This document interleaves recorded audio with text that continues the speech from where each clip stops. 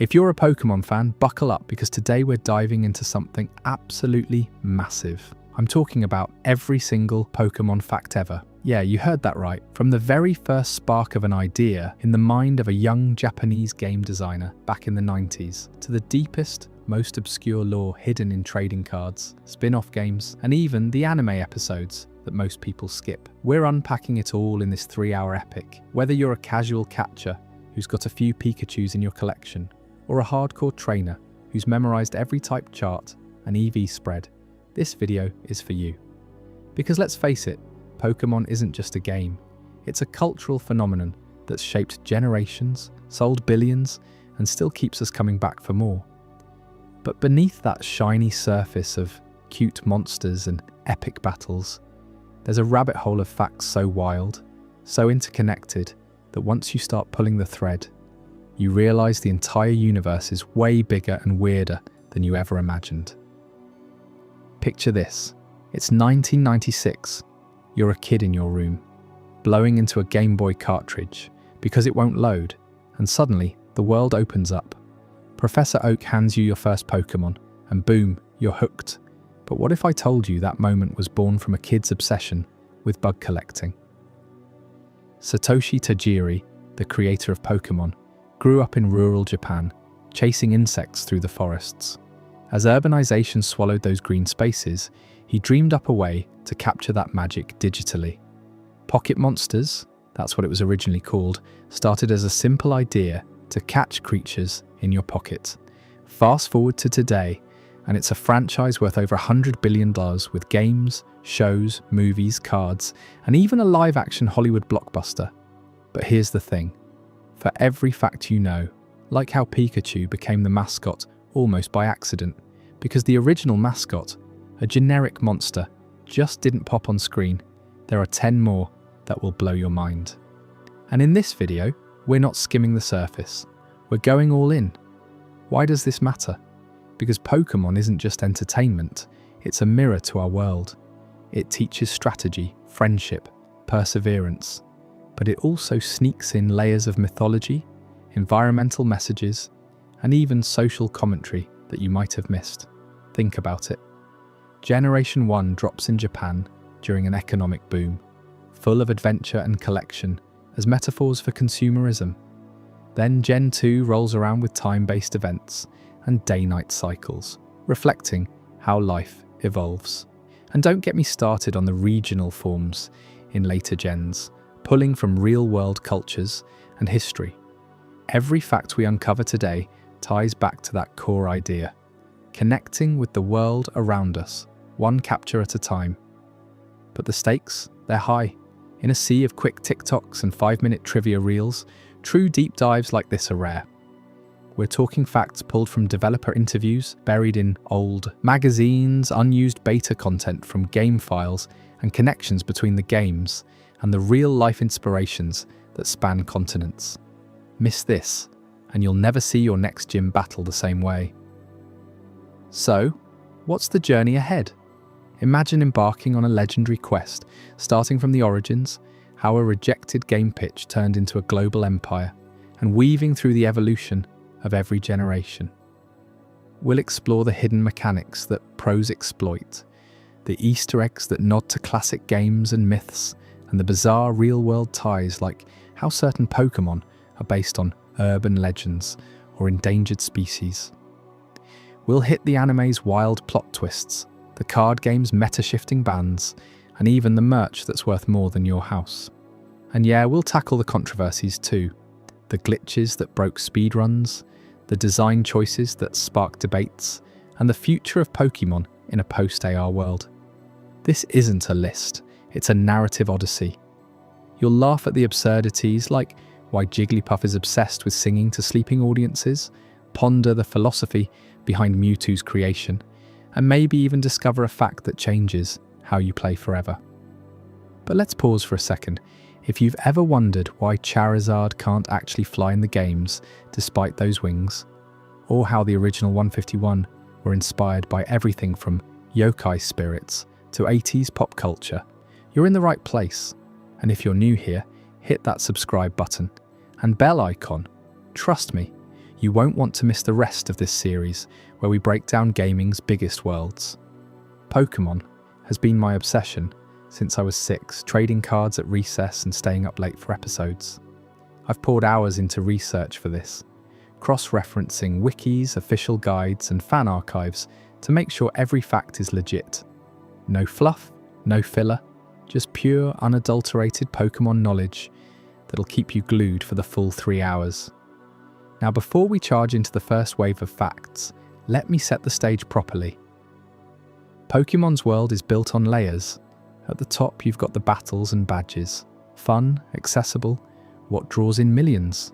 Dig deeper, and you find the lore. Ancient legends like Arceus shaping reality, or the distortion world bending space-time.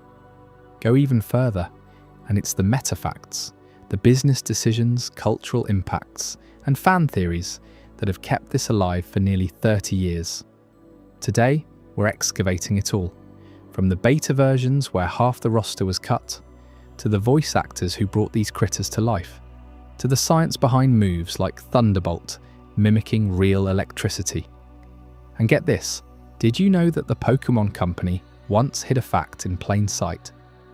In the original Japanese manuals, there are subtle hints about connections to Shinto mythology that Western fans overlooked for years. That's the kind of gold we're mining here. Thematically, this journey is about rediscovery. In a fast-paced world, Pokémon reminds us to slow down, explore, and connect. Each fact is a portal to that childlike wonder, but with adult-level depth. Stakes-wise, we're challenging the myth that Pokémon peaked in the 90s.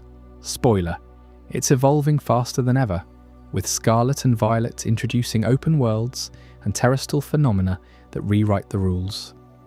By the end of this video, you'll walk away not just smarter, but inspired to revisit your old saves, or hunt for that shiny you've always wanted.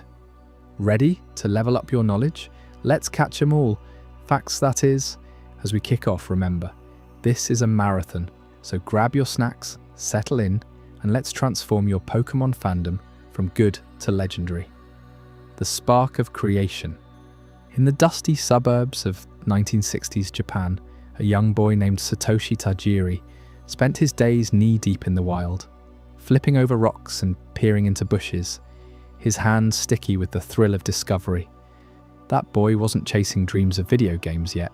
He was hunting bugs. Yeah, you heard that right. Bugs. Not the kind that crash your computer, but real ones. Beetles, butterflies, caterpillars that he'd pin to boards or keep in jars, watching them transform. It was this simple, obsessive passion that planted the seed for what would become one of the biggest franchises in history. Can you imagine a kid's backyard adventures evolving into Pokémon? Let's dive into how that spark ignited. Satoshi grew up in Machida, a quiet town on the outskirts of Tokyo, where the urban sprawl was just starting to creep in. Back then, in the post-war boom of Japan, kids like him had freedom that feels almost mythical today.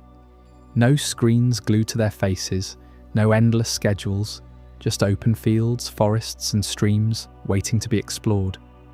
Satoshi's dad ran a local diner, and his mum kept the home fires burning. But for him, the real world was outside. He'd ride his bike for hours armed with nets and jars, trading catches with friends. It wasn't just a hobby, it was his escape, his way of connecting with something bigger. You know that feeling when you're totally lost in a moment, like time stops? That's what bug collecting was for Satoshi. He'd spend entire summers chasing after rare stag beetles or the elusive swallowtail butterfly, feeling like an explorer in his own backyard.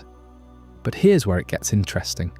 As Satoshi hit his teens in the 1970s, Japan was changing fast.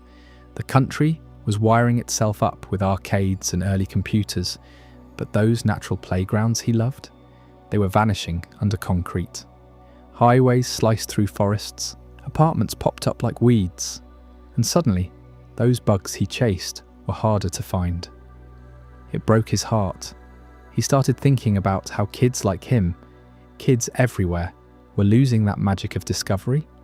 What if there was a way to bring the wild right to them? To let them collect, trade, and explore without ever leaving their room? That question simmered in his mind for years, quietly shaping everything that came next. Fast forward to the early 1980s. Satoshi's now in his 20s, a bit of a misfit with a high school education and no clear path. He's tinkering with electronics, fascinated by the new wave of home computers hitting Japan, like the NEC PC 8001. But he's not dreaming of corporate jobs or big tech. Instead, he pours his energy into something wildly personal, a fanzine. Yeah, you might picture glossy magazines today, but back then, fanzines were underground passion projects, photocopied and stapled by hand. Satoshi called his Game Freak, a nod to his love for quirky, freaky games that pushed boundaries. He started it in 1982, just 16 pages of reviews, tips and rants about the latest arcade hits and floppy disk adventures. It was his voice in a growing gaming world, distributed to a tiny circle of enthusiasts through mail and local shops. Game Freak wasn't born in a boardroom. It was scribbled in notebooks during late-night sessions in Satoshi's cramped apartment. He'd interview developers, dissect game mechanics, and share his own wild ideas. Sales were modest, maybe a few hundred copies per issue, but it built a community. Fans wrote in, sharing their own stories, and Satoshi felt that same thrill of connection he got from trading bugs as a kid. It was like collecting friends through words and pixels, but running the magazine was tough. Printing costs ate into his savings, and he juggled odd jobs to keep it alive. Still, it was his lab, his proving ground. Through Game Freak, he honed his eye for what made games addictive, that loop of hunt, capture, and strategy. By the mid-1980s, the gaming scene in Japan was exploding. Nintendo's Famicom had just launched in 1983, turning homes into arcade dens, and handhelds like the Game & Watch were making portability a thing. Satoshi saw the potential. His bug-collecting nostalgia collided with this tech boom, and boom, the Pokémon idea crystallized. He envisioned a game where players roamed a digital world, capturing creatures that were inspired by those insects he'd loved. Not just bugs, but a whole menagerie, evolutions, battles, trades. It would mimic the joy of finding something rare, the excitement of showing it off to friends. In 1985, he sketched out the basics in Game Freak's pages, teasing concepts without naming it yet. Readers buzzed. Could this be the next big thing? But turning that spark into a flame? That took grit. Satoshi teamed up with his childhood friend, Ken Sugimori, an artist with a knack for whimsical designs, and a small crew of like-minded geeks. Game Freak shifted from fanzine to fledgling studio, still operating out of Satoshi's home. They poured everything into prototypes, coding on clunky computers late into the night. The goal? A Game Boy game. Nintendo's handheld had debuted in 1989 with its link cable for trading, a perfect fit for Satoshi's vision of sharing creatures. He saw it immediately. Kids linking up in parks, just like he'd traded bugs on street corners. Development wasn't smooth. Budgets were non-existent.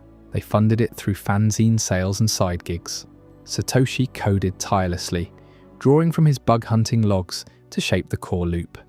Imagine the early tests, pixelated sprites scuttling across a green screen, simple captures with a pokeball precursor. It felt alive, electric, but scope creep hit hard. Satoshi's original concept ballooned to over 200 creatures, dragons, birds, fish, you name it, each with backstories pulled from Japanese folklore and his own imagination. He wanted a living encyclopedia of wonder, something that could evolve with players, yet reality bit. Nintendo, when they finally took interest, demanded cuts. The Game Boy's limits, memory, battery life, meant trimming the fat. After countless iterations, they settled on 151. That's the revelation that still surprises fans. Pokémon Red and Green launched in 1996 with just those iconic starters, but the blueprint had room for twice as many. Why 151? It was a balance of ambition and tech constraints, a number that let the game breathe without breaking. Those cut creatures? Some echoes lingered in later gens, but that first batch captured lightning in a bottle. Think about what this means for you as a fan. Every time you boot up a Pokémon game, you're stepping into Satoshi's childhood woods. That rush of spotting a shiny, it's the same as him netting a rare beetle under moonlight. Game Freak's fanzine roots remind us, great ideas start small, scrappy, human. From stapled pages to a global phenomenon, it's proof that passion doesn't need polish to ignite. And speaking of those original designs, you won't believe the wild creative choices that shaped them. Up next in Chapter 2, Designing the Original 151, we'll uncover how those 151 beasts went from sketches to legends, with twists that even hardcore trainers miss. Stick around, you're in for some mind-blowing reveals, but let's not rush ahead just yet. I want you to really sink into this origin story, because it's the heartbeat of Pokémon. Satoshi Tajiri wasn't some prodigy with a silver spoon. He was an ordinary guy whose love for the natural world clashed with a modernizing Japan. In interviews later, he'd talk about how bug collecting taught him patience, strategy, the art of waiting for the perfect moment to strike. Translate that to gaming: scouting routes, timing attacks, building teams. It's no accident that Pokémon feels so intuitive. It's wired into human play.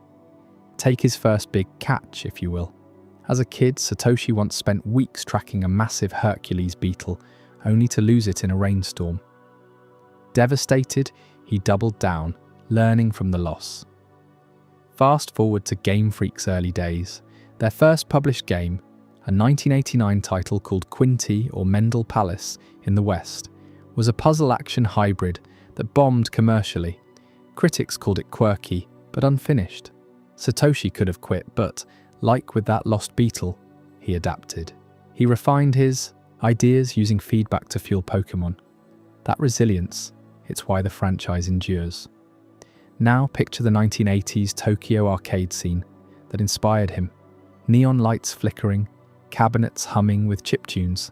Satoshi haunted places like Akihabara, soaking in titles like Dragon Quest and Final Fantasy, but he craved something more personal, less epic fantasy. Bugs were his muse, social, collectible, transformative.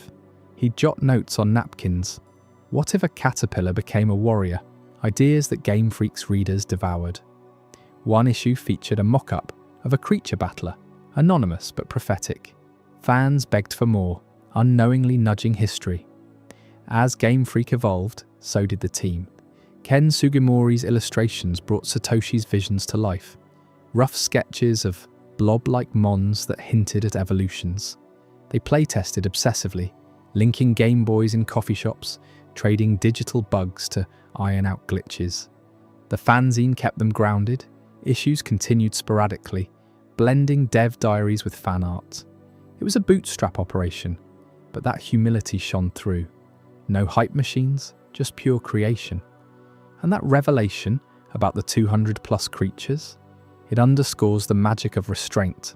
Early concepts included beasts like a ghostly fox or a mechanical bird, cut for pacing. Nintendo's Shigeru Miyamoto advised, focus on the core joy.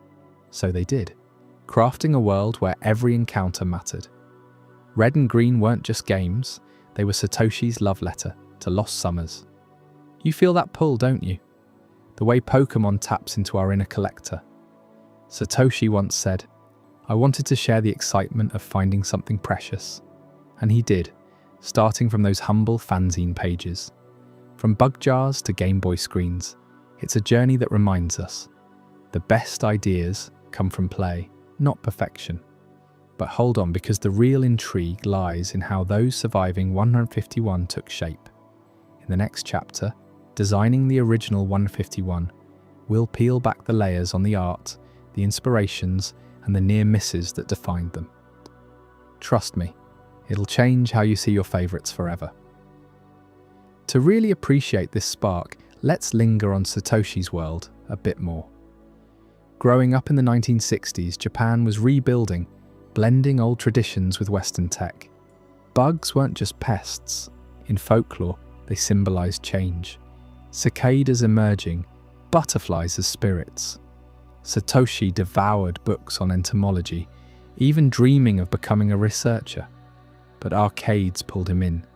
His first game? Probably Space Invaders in 1978, that addictive wave of invaders mirroring bug swarms. By the 1980s, as a young adult, he faced real pressure. Friends pursued stable careers. He chased whimsy. Game Freak's launch was a rebellion. Self-published, unpolished. Issue 1 reviewed floppy disk games, praising their freedom. Circulation grew slowly, but it connected him with Ken and others. They bonded over late-night coding sessions, debating mechanics. Trading is key, Satoshi insisted, echoing bug swaps. The Game Boy prototype phase was chaotic genius. In 1990, with a rough demo, they pitched Nintendo. Rejection stung, but tweaks followed. The link cable, Satoshi's Eureka, digital trades without mail. Early builds had 100 creatures. It swelled, then pruned. That 151 cutoff, a nod to Japan's love of sets, like the 104 kanji grades, but really, it was survival. Imagine the team huddled around a tiny screen, cheering as Pikachu's ancestor sparked to life. From fanzine doodles to code, it was alchemy. And you, listening now, are part of that legacy, collecting facts like a trainer on a quest. This foundation sets everything ablaze. Satoshi's spark wasn't luck. It was persistence forged in nature's wilds. Game Freak's story? A testament to starting small. Yet the deepest cuts come in design. Chapter 2. Designing the original 151 awaits, promising secrets that'll have you rethinking every gym battle. You ready? Designing the original 151. Did you know that the original 151 Pokémon weren't just cute creatures pulled from thin air? They were meticulously crafted from a mix of childhood memories, scientific curiosities, and some seriously wild creative decisions that almost changed the franchise forever. We're talking about the birth of Bulbasaur, Pikachu, and everyone in between, designed by a small team in Japan during the early 90s who had no idea they'd be sparking a global obsession. Let's rewind a bit to understand how this all started. Satoshi Tajiri, the visionary behind Pokémon, grew up in rural Japan, spending his days collecting bugs and exploring the outdoors. That simple hobby became the seed for everything. He imagined a world where kids could catch and trade these fantastical creatures, just like he did with insects as a boy. But turning that into a game meant designing hundreds of unique monsters, each with personalities, abilities, and evolutions that felt alive. Tajiri teamed up with artists like Ken Sugimori, who handled most of the iconic illustrations, and a handful of programmers at Game Freak. They worked in cramped offices, sketching ideas on paper, debating what would make these Pokémon memorable. The goal?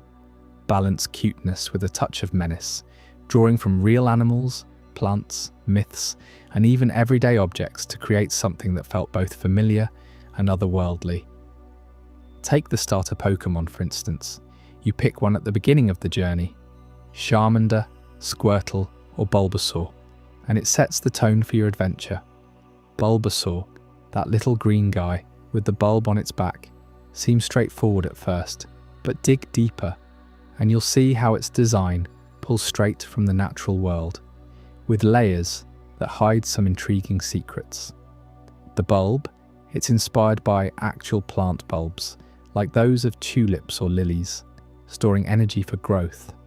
As Bulbasaur evolves into Ivysaur, the bulb sprouts into a flower bud, mimicking how real plants unfurl petals in spring. And then Venusaur, the final form, blooms into this massive flower-crowned beast. That giant blossom on its back draws from the Rafflesia, a real-world parasite flower in Southeast Asia that's huge, stinky, and grows on other plants without roots of its own. It's a clever nod to symbiosis, where Bulbasaur's line isn't just a plant-animal hybrid, it's a living ecosystem. But here's where it gets fascinating, and a bit twisted in the lore.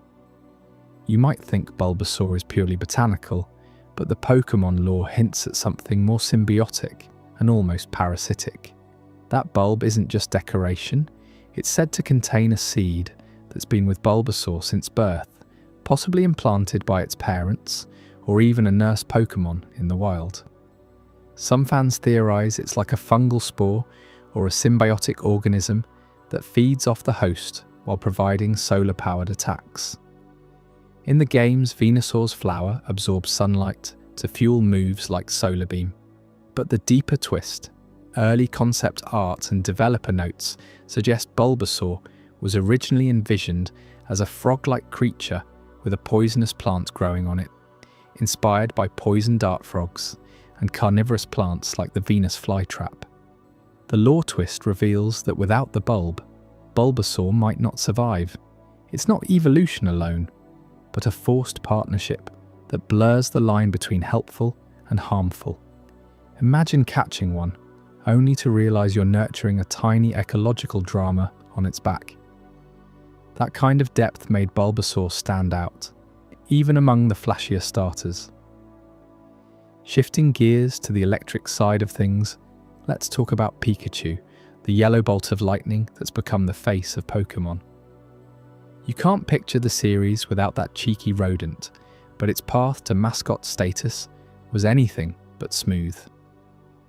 Early on, the team at Game Freak toyed with dozens of candidates for the game's cover star, something cute, marketable, and instantly recognisable. They needed a Pokémon that could appeal to kids buying the Game Boy cartridge, one that screamed adventure without scaring anyone off.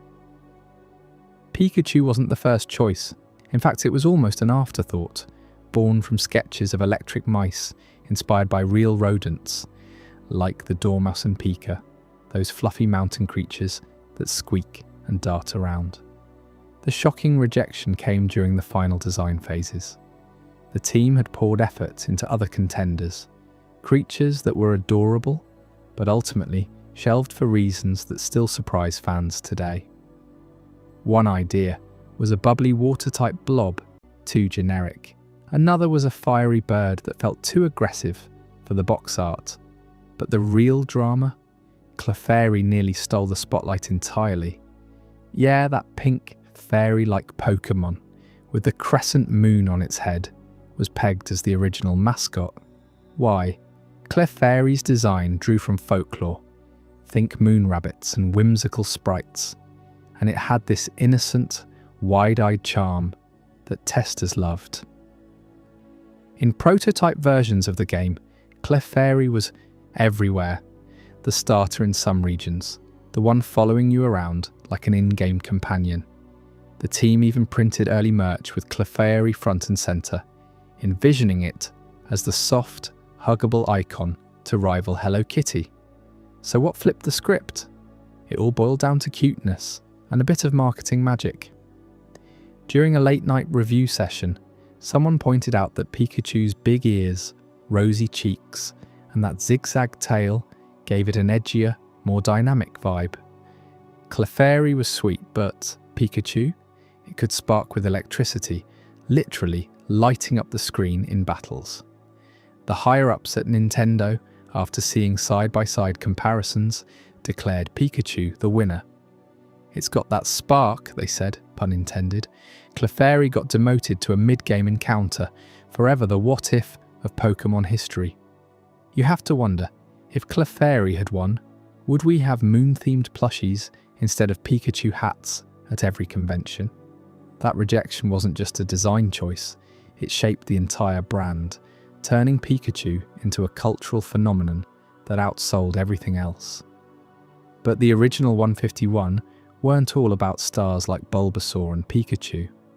The design process was a whirlwind of inspiration, pulling from global myths, science, and even urban legends to fill out the roster. Let's break it down by types because that's how the team organised it, ensuring a balanced ecosystem where fire beats grass, water douses fire, and so on. The bug types, for example, were Tajiri's love letter to his bug-collecting days. Caterpie evolves into Metapod and then Butterfree, mirroring real butterfly metamorphosis. But they amped it up. Metapod's shell is like a chrysalis, tough and unyielding, while Butterfree's wings pattern nods to swallowtail butterflies, with psychic powers added for that Pokémon twist.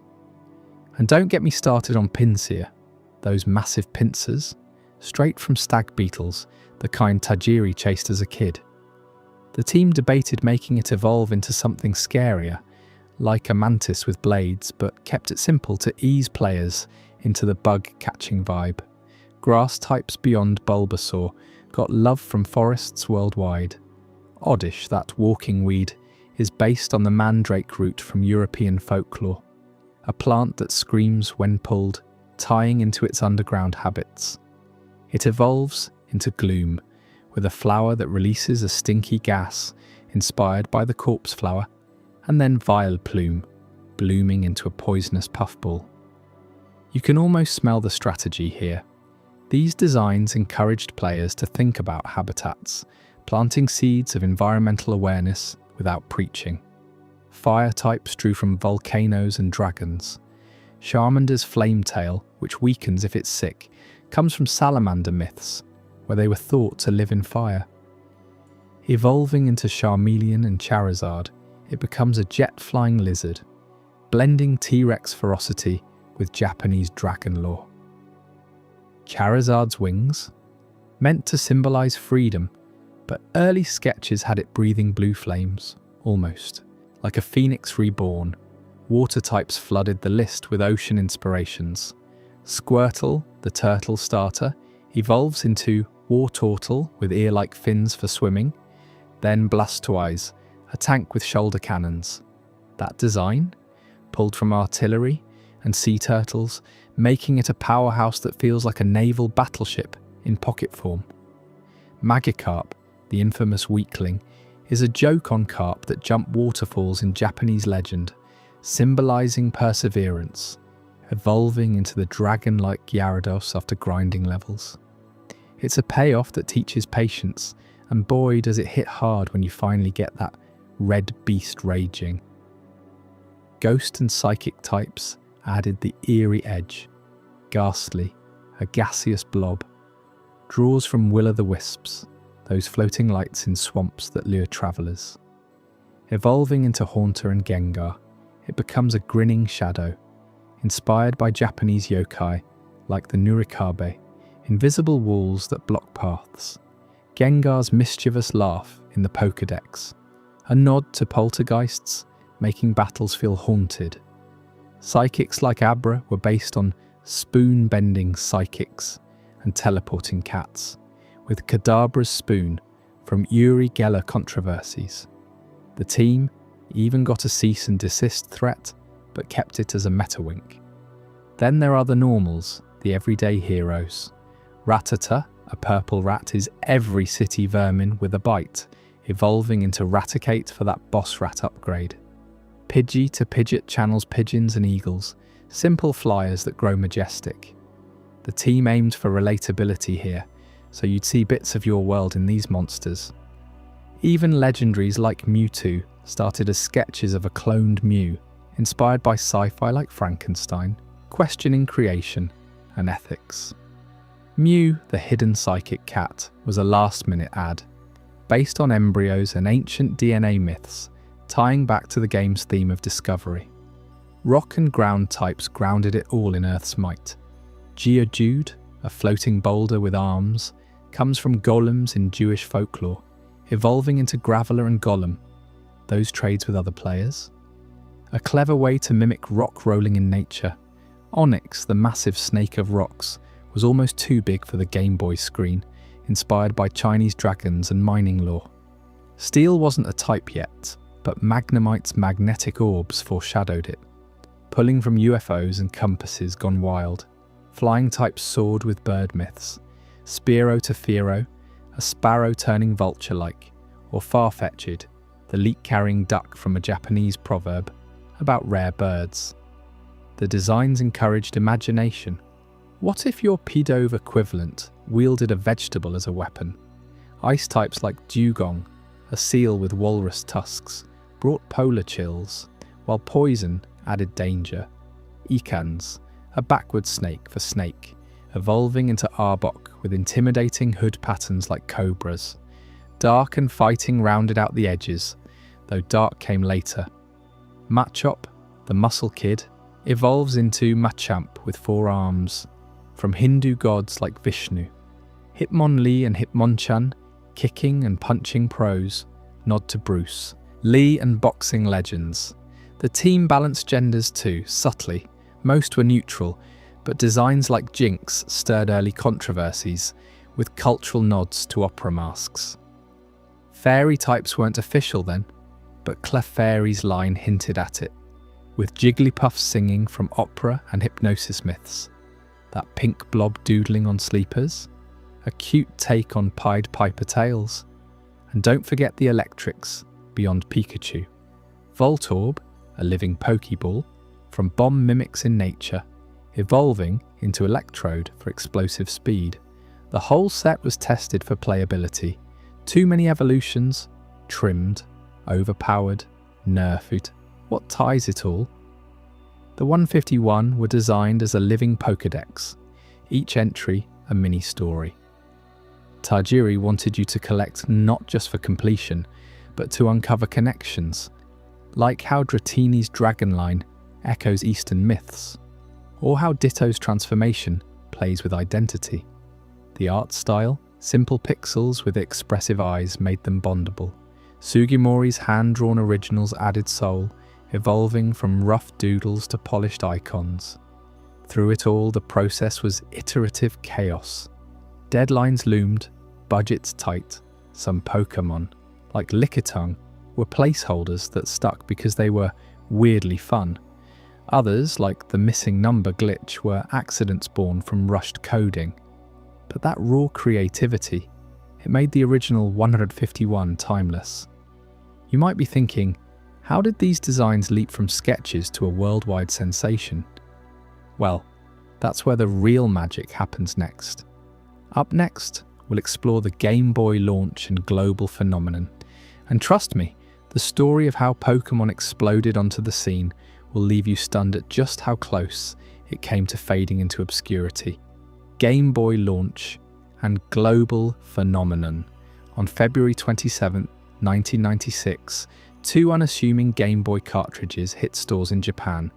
And just like that, the world of gaming was forever altered. Pokémon Red and Green weren't just games. They were the spark that ignited a cultural wildfire, selling out nationwide within hours of launch. Kids lined up for blocks outside electronics shops in Tokyo, families scrambling to snag a copy before shelves emptied. Nintendo couldn't keep up with demand. Factories ramped up production overnight, but shortages lasted for months. You can imagine the scene. Schoolyards buzzing with whispers of rare Pokémon sightings, friends trading tips on catching that elusive starter. It was chaos, pure and exhilarating, the kind of frenzy that turned a simple RPG into Japan's hottest commodity. What made it explode like that? Satoshi Tajiri's vision, born from his childhood bug-collecting days, tapped into something primal. Players weren't just battling, they were building bonds with these digital creatures, evolving them, trading them across linked Game Boys. But the real magic and the madness came from the interconnected world it created. In Japan, Red and Green were identical twins in gameplay, both featuring the Kanto region with 151 Pokémon to discover. Pikachu, not a starter yet, you picked from Bulbasaur, Charmander or Squirtle. The thrill was in the hunt, scouring tall grass for wild encounters, your heart racing as the randomizer kicked in. Stores reported lines wrapping around buildings, parents battling each other for the last units. One Tokyo retailer sold out 500 copies in under 20 minutes, and scalpers emerged overnight, flipping them for triple the price. It wasn't just a game release, It was a phenomenon that reshaped how we thought about portable entertainment. As word spread through playgrounds and arcades, the shortages only fueled the hype. Kids traded stories like currency, who'd caught a Pidgey first, or how to navigate Viridian Forest without getting lost. Nintendo's hotline rang off the hook with desperate pleas for restocks. By the end of the first week, over 300,000 copies were gone, shattering expectations for a niche title. Tajiri himself watched in awe as his bug-hunting dream became a national obsession. But beneath the excitement lurked early glitches that players exploited creatively. Trading between red and green versions was essential for completing the Pokédex, since some Pokémon were exclusive to each. Link cables became the hottest accessory, kids huddling in classrooms to swap their catches. And when supplies ran dry, enterprising fans started makeshift networks, borrowing games from neighbours or pooling allowances for imports. Fast forward to the international stage, and the phenomenon went global. Pokémon Red and Blue launched in North America on September 28, 1998, followed by Europe the next year. But here's where it gets clever, and a bit sneaky. Nintendo localized the games with tweaks to appeal to Western audiences. Blue version, originally yellow in Japan, became the international blue, featuring rival green with an IV gift. The colour swaps were subtle, but they preserved the essence while fixing translation quirks. Sales? Explosive. Over 1 million copies in the US alone within months, turning Game Boys into must-have gadgets. Stores like Toys R Us saw aisles clogged with excited fans, parents dragged into a world they never knew existed. Trading took on a whole new layer of intrigue abroad, thanks to time zones. See, the game's internal clocks ticked away for berry growth and day-night cycles. But more crucially, certain events were time-sensitive. International players quickly discovered hacks to manipulate trades across versions. Without the exact Japanese exclusives, folks in the US couldn't get Farfetch'd easily or trade for version-specific evolutions, like Alakazam without a link. So what did they do? They got inventive.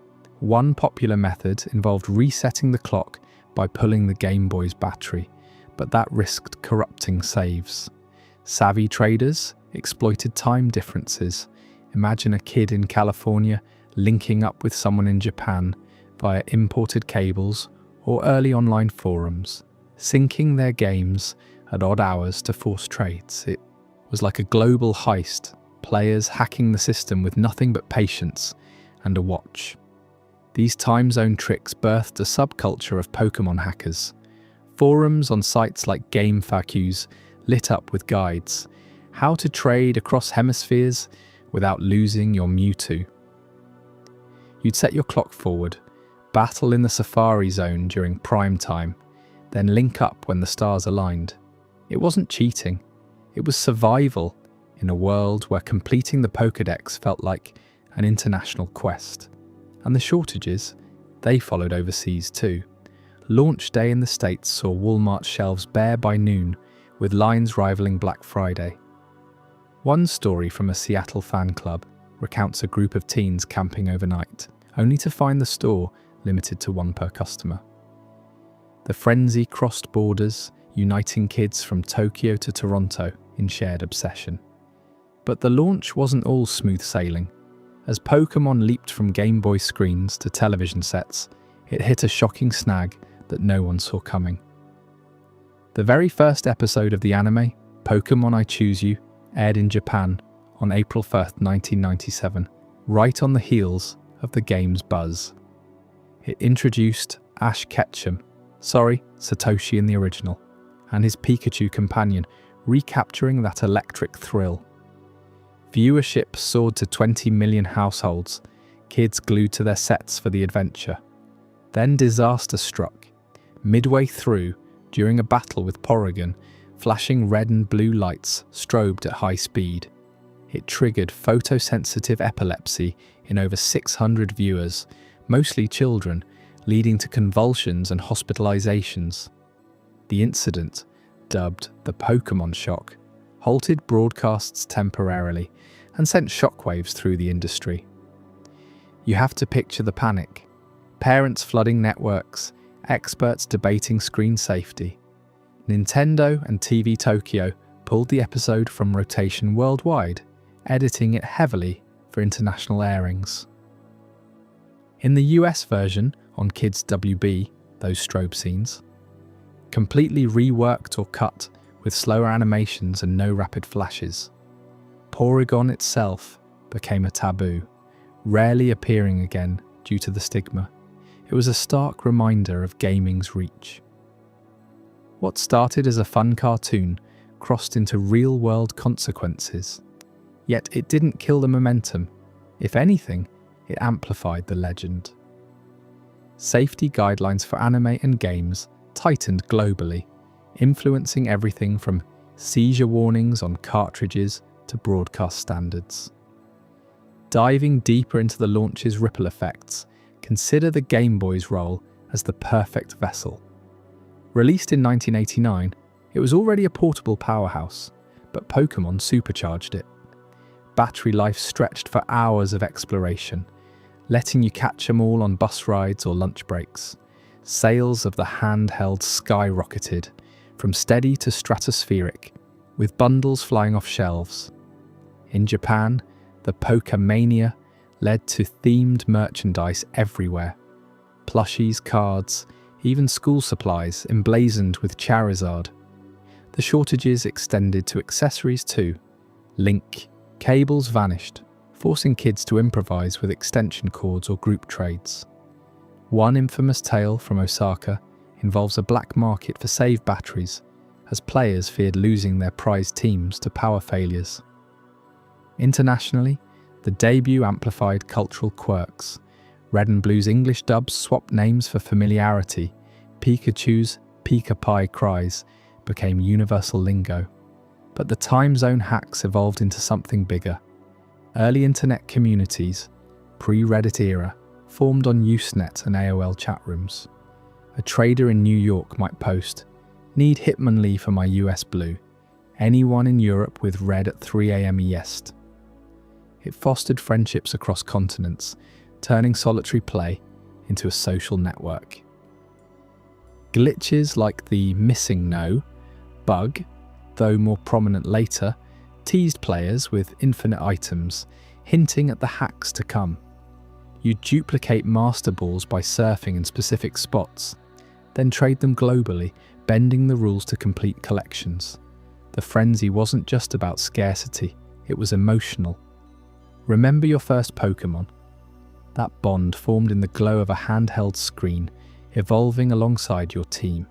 Shortages meant waiting weeks, building anticipation that made the first playthrough legendary. In the UK, the 1999 launch coincided with holiday rushes, stores rationing copies to avoid riots.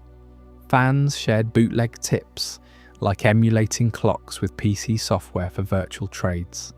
And the anime's seizure incident, it humanized the hype, showing Pokémon's power to affect lives beyond pixels. Edits ensured safer viewing, but the original episode's infamy lives on. A cautionary tale in media history. As the phenomenon spread, it infiltrated pop culture. Celebrities like Michael Jackson reportedly played during tours. Okay, maybe that's a stretch, but stars like Britney Spears mentioned it in interviews. Sales figures tell the tale. By 2000, over 30 million games shipped worldwide, propelling Nintendo to dominance. The global debut introduced concepts like "gotta catch 'em all" slogans on billboards, turning a Japanese import into a household phrase. Time zone trading hacks persisted, with players coordinating via pagers or early cell phones, a precursor to modern online battles. It was grassroots globalization, fans bridging gaps the developers never intended. Yet amid the joy, challenges arose. Piracy emerged with bootleg carts in Asian markets, flooding with fakes that glitched trades. Nintendo cracked down, but it highlighted the demand's intensity. In Australia, delays due to censorship debates, fearing violence, only heightened the underground buzz. Kids smuggled copies from imports, sharing save files like secrets. The shortages taught resilience. One group in Canada formed a Pokémon lending library, circulating games door to door. Reflecting on it, the Game Boy launch wasn't merely a product drop, it was the birth of a movement. Red and Green's frenzy in Japan set the template, shortages creating scarcity that mirrored the game's own rarity mechanics. The international Red and Blue rollout, with its time zone wizardry, made trading a worldwide puzzle, hacks turning players into detectives. And that anime revelation, it grounded the magic in reality, edits ensuring the adventure continued safely for generations. But hold on, because what came next in Pokémon's evolution would redefine how games worked at their core. Up next, we're unpacking the mechanics that changed gaming forever.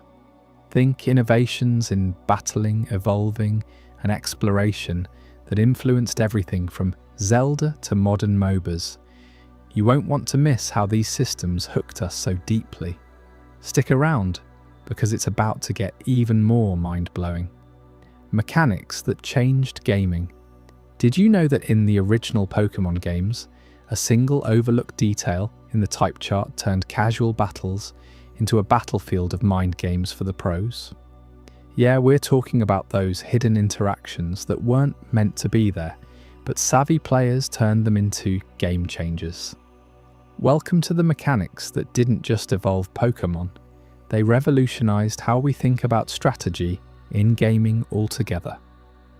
Let's dive right into the type chart, that foundational rock, paper, scissors system that dictates every move in a battle. On the surface, it's straightforward. Fire beats grass, water douses fire, electric zaps water, and so on. But here's where it gets wild.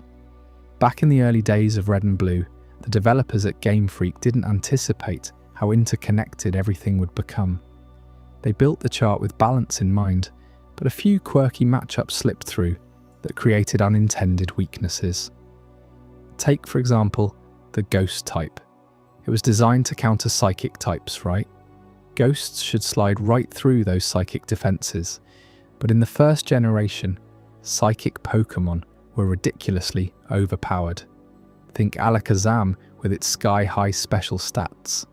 Ghosts were supposed to be the counter, but a coding oversight meant that most Ghost moves were also Psychic types themselves in some cases, or worse, they just didn't hit as intended. You see, the real secret pros exploited was the Bug type's bizarre role. Bugs were meant to be weak and early game fodder, but against Psychic, they should have a slight edge. Nope. In Gen 1, Psychic types were immune to Ghost moves due to a glitch where Ghost was coded wrong. It was supposed to be super effective, but it ended up doing nothing. Pros like the competitive players in the Nulzant Pokémon community back in the 90s latched onto this. They realised that without a reliable Ghost counter, you had to pivot to other weaknesses. Enter the Poison type. Poison was neutral against Psychic, but combined with status effects like Poison status, it wore down those Psychic behemoths over time. But the unintended gem? Ground types. They were never meant to be a hard counter, but because Psychic moves are often flying or levitating in lore, pros abused the fact that Earthquake, a ground move, could one-shot a levitating Psychic if you tricked it into the ground first. It wasn't a type advantage per se, but the chart's loose edges allowed for these exploits. Imagine you're in a tournament. Your opponent's Mewtwo is staring you down, and you pull out a Pinsir. Sounds ridiculous, but in Gen 1, Pinsir's bug moves weren't super effective, but its normal attacks bypassed the immunities, and with the right setup, it could clamp down and hyper beam through the defences. Pros documented these in fan forums, turning what was a flaw into a meta-defining strategy. This wasn't just cheating the system, it forced players to study the chart like a sacred text, revealing how one small oversight could shift the entire balance of power. And you thought rock, paper, scissors was simple? In Pokémon, it's a web of secrets that pros unravelled, making every battle a chess match where knowing the unintended cracks meant victory. But the type chart secrets are just the tip of the iceberg. Let's talk about something that takes strategy to a whole new level: the EV and IV systems. If you've ever wondered why your level 100 Charizard feels weaker than your friends, even with the same moveset, this is why. EVs, or effort values, and IVs, individual values, are these hidden stats baked into every Pokémon from the moment you catch it. They're not visible in the base games, not even in the early ones, but they determine the true potential of your team. Start with IVs. These are like the genetic lottery of the Pokémon world. Each Pokémon has 6 IVs, one for HP, attack, defense, special attack, special defense, and speed, ranging from 0 to 31. A perfect 31 in speed means your Pokémon is inherently faster than one with a 0, even at the same level. The developers hid this to add replayability, but competitive players cracked it open using math and breeding. In the original games, you couldn't see them, but by battling and tracking stat growth, pros reverse-engineered the formulas. Suddenly, breeding wasn't just about getting the right nature, it was about chaining eggs until you hit those perfect IVs. Think about it. You're not just training a Pokémon, you're sculpting its DNA. Now, EVs build on that. Every Pokémon you defeat gives out effort values, up to 255 total per stat, in increments of 4. Beat a bunch of Geodude, your team gets defense EVs. It's this passive system that rewards smart grinding. But here's the depth. In competitive play, you cap EVs at 250 per stat to max 2 out of 6, leaving room for a third if you're clever. Pros unveiled this as the hidden layer that separates casual trainers from champions. In the World Championships, teams are built around EV spreads like 252 attack, 252 speed, 4 HP, optimized for sweeping opponents before they blink. You remember the first time you soft reset for a shiny starter? That's child's play compared to EV training marathons. Players would hunt specific wild Pokémon for pure EV yields, like matchup for attack, then vitamin them up. This system turned Pokémon into a numbers game, where spreadsheets and calculators became as essential as your Pokeballs. It added such depth that later games made it visible with tools like the IV checker in Diamond and Pearl. But in the beginning, it was all underground knowledge, shared in strategy guides and online battles. Without EVs and IVs, competitive Pokémon would be flat. 2 Pokémon with the same species, same level, but one outspeeds and hits harder because of invisible investment. It's this hidden depth that made Pokémon a staple in esports, where pros calculate every point like stock traders. And speaking of accidents turned gold, let's uncover the twist behind one of the most beloved features: shiny Pokémon. You know those rare colour variants that sparkle and make your heart race? They're 1 in 8192 odds. In the original games weren't some deliberate rarity system. No, it was a programming fluke.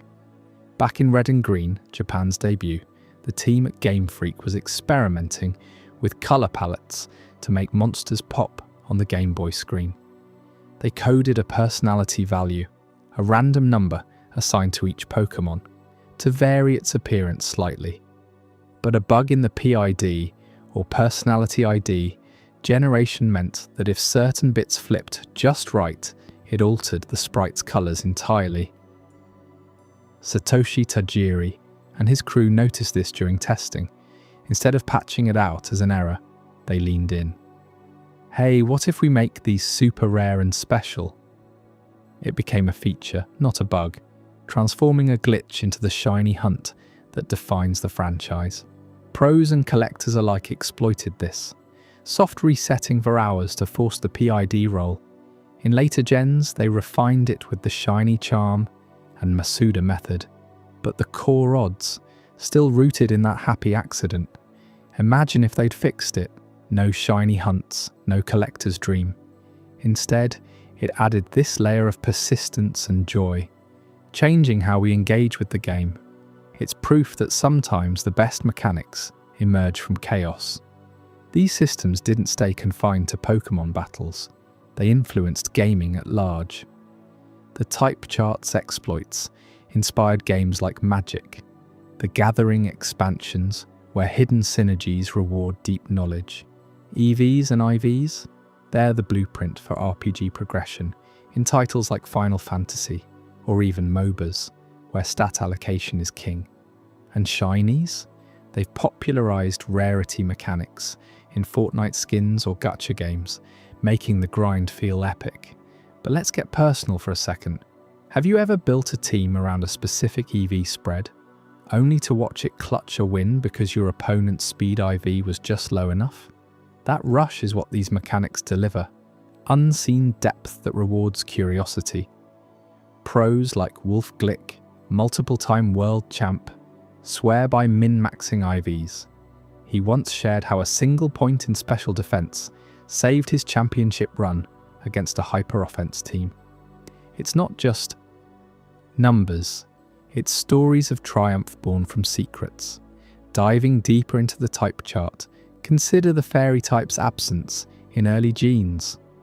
Without it, dragon types were untouchable gods, immune to their own weaknesses, except ice.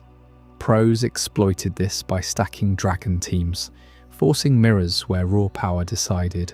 But unintended? The dark type in Gen 2 was meant to counter psychic fully, yet its ghost immunity created loops where you could trap opponents in endless status. Imagine facing Umbreon. Poison heals it, fighting does nothing, and if you go psychic, it hits back super effective. Pros turn these into stall tactics, wearing down aggressors until they rage quit. For EVs, the evolution came with vitamins like protein, each giving 10 EVs, but overfeeding wasted them until Gen 3 clarified the caps.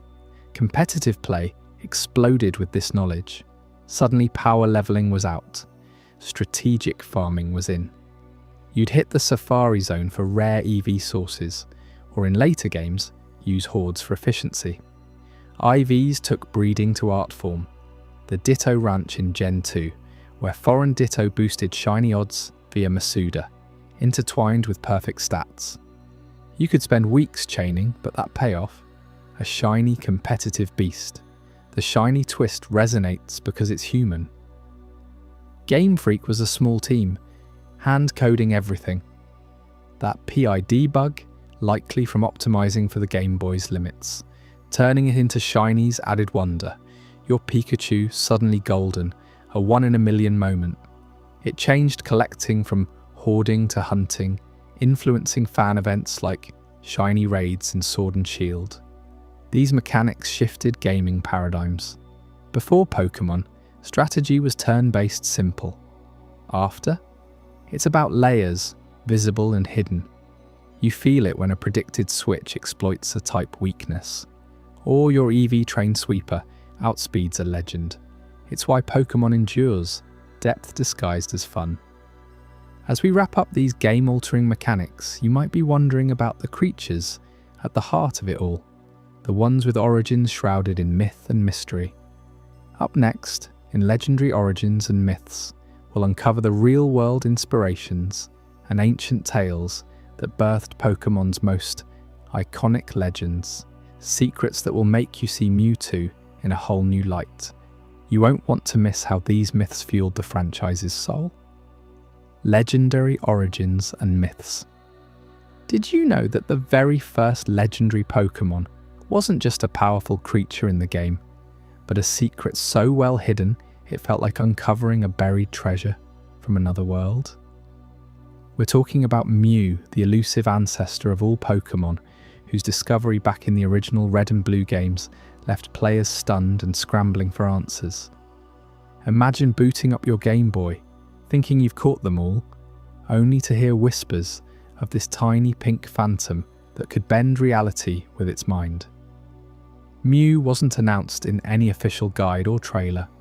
It was a ghost in the machine, accessible only through a glitch or a special event that not everyone could attend. When players finally encountered it, that shock hit like a thunderbolt. Mew's psychic powers weren't just flashy moves. They represented pure, untamed potential, the genetic blueprint for every Pokémon that ever existed. You could teleport across the map in an instant, or transform into any other creature you faced. It was as if the game was whispering to you, hey, there's more to this world than what you've seen. That revelation turned casual fans into obsessed explorers, trading tips on forums late into the night, all because Mew made you question everything you thought you knew about the Pokémon universe. But let's dig deeper into why Mew's origins feel so mythical. Satoshi Tajiri, the creator behind Pokémon, drew inspiration from his childhood fascination with collecting insects. But Mew evolved into something far more profound, a symbol of mystery and evolution itself. In the lore, Mew is said to have the DNA of all Pokémon, making it the ultimate survivor, a nod to real-world concepts like ancient progenitors in biology. When it was finally revealed in the anime through that dramatic episode where Ash and the gang chase it through the Amazon-inspired jungles, you could feel the awe. Mew's psychic abilities weren't just for show, they allowed it to levitate silently, read thoughts, and even heal wounds with a gentle glow. Players who glitched their way to it in the games reported a rush of excitement mixed with disbelief. How could something so powerful be tucked away like an afterthought?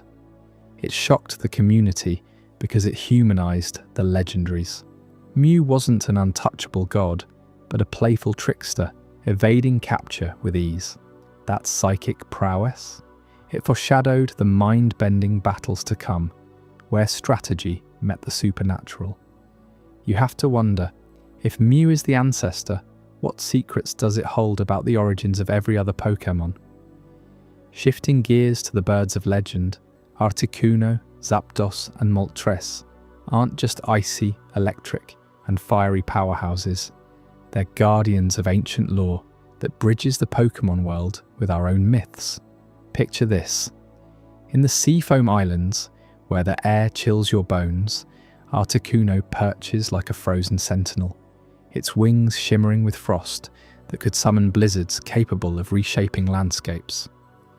This legendary ice bird draws straight from global folklore, echoing the thunderbird of Native American tales or the icy spirits in Inuit legends, where birds control the elements to protect sacred grounds. Developers at Game Freak wove in these real-world ties deliberately, making Articuno more than a boss fight. It's a protector of forgotten knowledge, said to have witnessed the birth of the seas themselves. When you finally battle it, that piercing cry reverberates through your speakers, and suddenly you're not just playing a game, you're stepping into a myth where harmony with nature is key. Articuno's lore hints at ancient towers built to honor it, places where trainers once sought enlightenment, tying into Japanese Shinto beliefs about kami, or spirits inhabiting the natural world. Then there's Zapdos, the electric terror of the power plant, crackling with energy that could light up cities or fry them in a storm. Its origins pull from thunderbirds as in various cultures, like the Maori's thunder gods, or even Thor's hammer-wielding fury in Norse mythology, but twisted into a wild, untamed force. Zapdos guards the raw power of electricity, a nod to how ancient peoples revered lightning as divine wrath. In the games, capturing it feels like taming a storm god, with its attacks surging like real-world tempests. The lore positions it as a warden of technological secrets, preventing humans from abusing the Earth's energy. Think of it as a cautionary tale wrapped in feathers and sparks. You encounter it amid rusted machinery, and that contrast hits hard. Nature's fury reclaiming what mankind tried to harness. Fans have speculated for years about its role in larger prophecies, especially since its appearances in spin-offs like Pokémon Snap show it dancing through thunderclouds, embodying the chaos and beauty of storms. And don't get me started on Moltres, the fiery phoenix rising from the depths of Victory Road, its flames so intense they could melt mountains or ignite rebirth. This one's a direct homage to the phoenix of Greek and Egyptian myths, the bird that rises from its ashes, symbolizing immortality and renewal. In Pokémon lore, Moltres guards the flames of creation, tied to volcanic legends from Polynesian tales where fire gods shaped the islands. When you face it, the heat seems to pulse through the screen, and its wings spread like a solar flare, illuminating hidden chambers filled with ancient carvings. These birds together form a trinity of elements: ice, thunder, fire, protecting the balance of the world, much like the elemental guardians in Celtic or Hindu myths. Game Freak layered in these connections to make the legendaries feel timeless, as if they've been soaring through stories long before the games existed. You can't help but feel a thrill when you learn how these Pokémon weren't invented in a vacuum. They're bridges to humanity's oldest tales, making every capture a brush with the divine. Now let's uncover a revelation that ties these myths together in the darkest way possible. Mewtwo's cloning backstory, which mirrors Mary Shelley's Frankenstein with a chilling twist, including concepts so grim they were left on the cutting room floor. You see, while Mew represents innocent wonder, its artificial counterpart, Mewtwo, was born from hubris.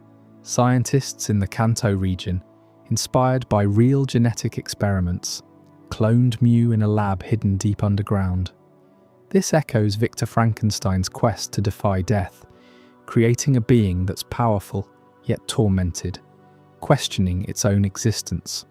In the original games, Mewtwo's origin is shrouded in mystery, but the anime and manga expand it into a tragedy, a psychic powerhouse engineered for war, breaking free from its creators in a rage that levels the facility.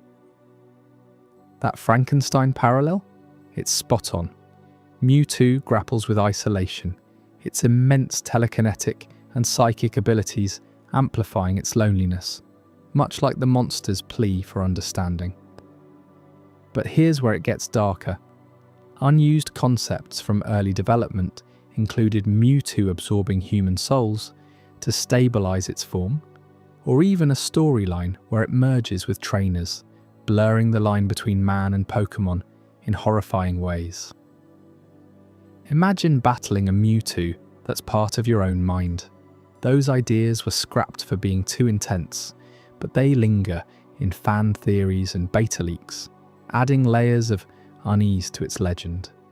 Delving further, Mewtwo's mythos extends beyond cloning to philosophical depths. In Pokémon, the first movie, it erects a psychic barrier, forcing humans and Pokémon to confront their shared flaws, a direct nod to Frankenstein's themes of creator versus creation. You feel that emotional punch when Mewtwo, in its cloned innocence, spares lives despite its pain. It's not just a villain, it's a mirror to our own ambitions gone wrong. The real-world ties, bioethics debates in the 90s when Pokémon launched made Mewtwo a timely cautionary figure, warning against playing God with science. And those darker, unused elements? Rumours from developers suggest early scripts had Mewtwo devolving into a feral state without constant psychic suppression, or even cloning armies of itself, turning Kanto into a dystopia. It shocks you because it humanises the legendaries even more. Mew's playful discovery contrasts with Mewtwo's engineered nightmare, showing how myths evolve from light to shadow. Expanding on these origins, the legendary Pokémon as a whole draw from a tapestry of global myths that Game Freak meticulously researched. Take the Tower of Frozen Floors for Articuno. It's reminiscent of Mount Olympus's icy peaks, where gods dwelled, or the Himalayas in Tibetan lore, home to snow spirits. Articuno's cry, that haunting, echoing wail, was designed to evoke the wind spirits of Scandinavian sagas, pulling you into a sense of ancient isolation. Players who climbed those caves in the dead of night on their Game Boys often described a genuine chill, as if the bird's presence seeped through the pixels. Similarly, Zapdos's power plant lair ties into industrial myths, like the Greek Prometheus stealing fire, or in this case electricity, from the gods only for it to backfire.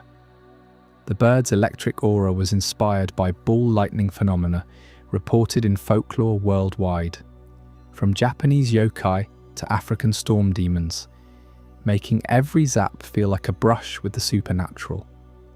Moltres, meanwhile, embodies the cycle of destruction and renewal seen in Aztec fire gods, or the Slavic firebirds that herald spring.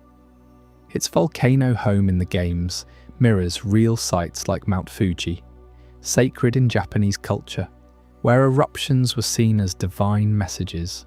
When you awaken it, the screen flares with heat, and the lore implies it's the spark that ignited the world's first forges, a myth that connects to blacksmith deities across cultures. These three birds aren't random.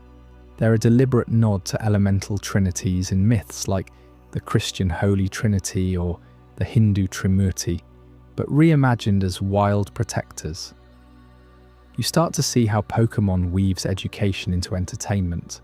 Each encounter teaches you about real legends without a lecture, just pure adventure. Tying back to Mew, its shock value amplified the mystique of all legendaries. Before Mewtwo's reveal in later games, Mew was the pinnacle, a psychic enigma that players chased for years. The 1990s glitches to access it became urban legends themselves, with kids sharing passwords like secret spells.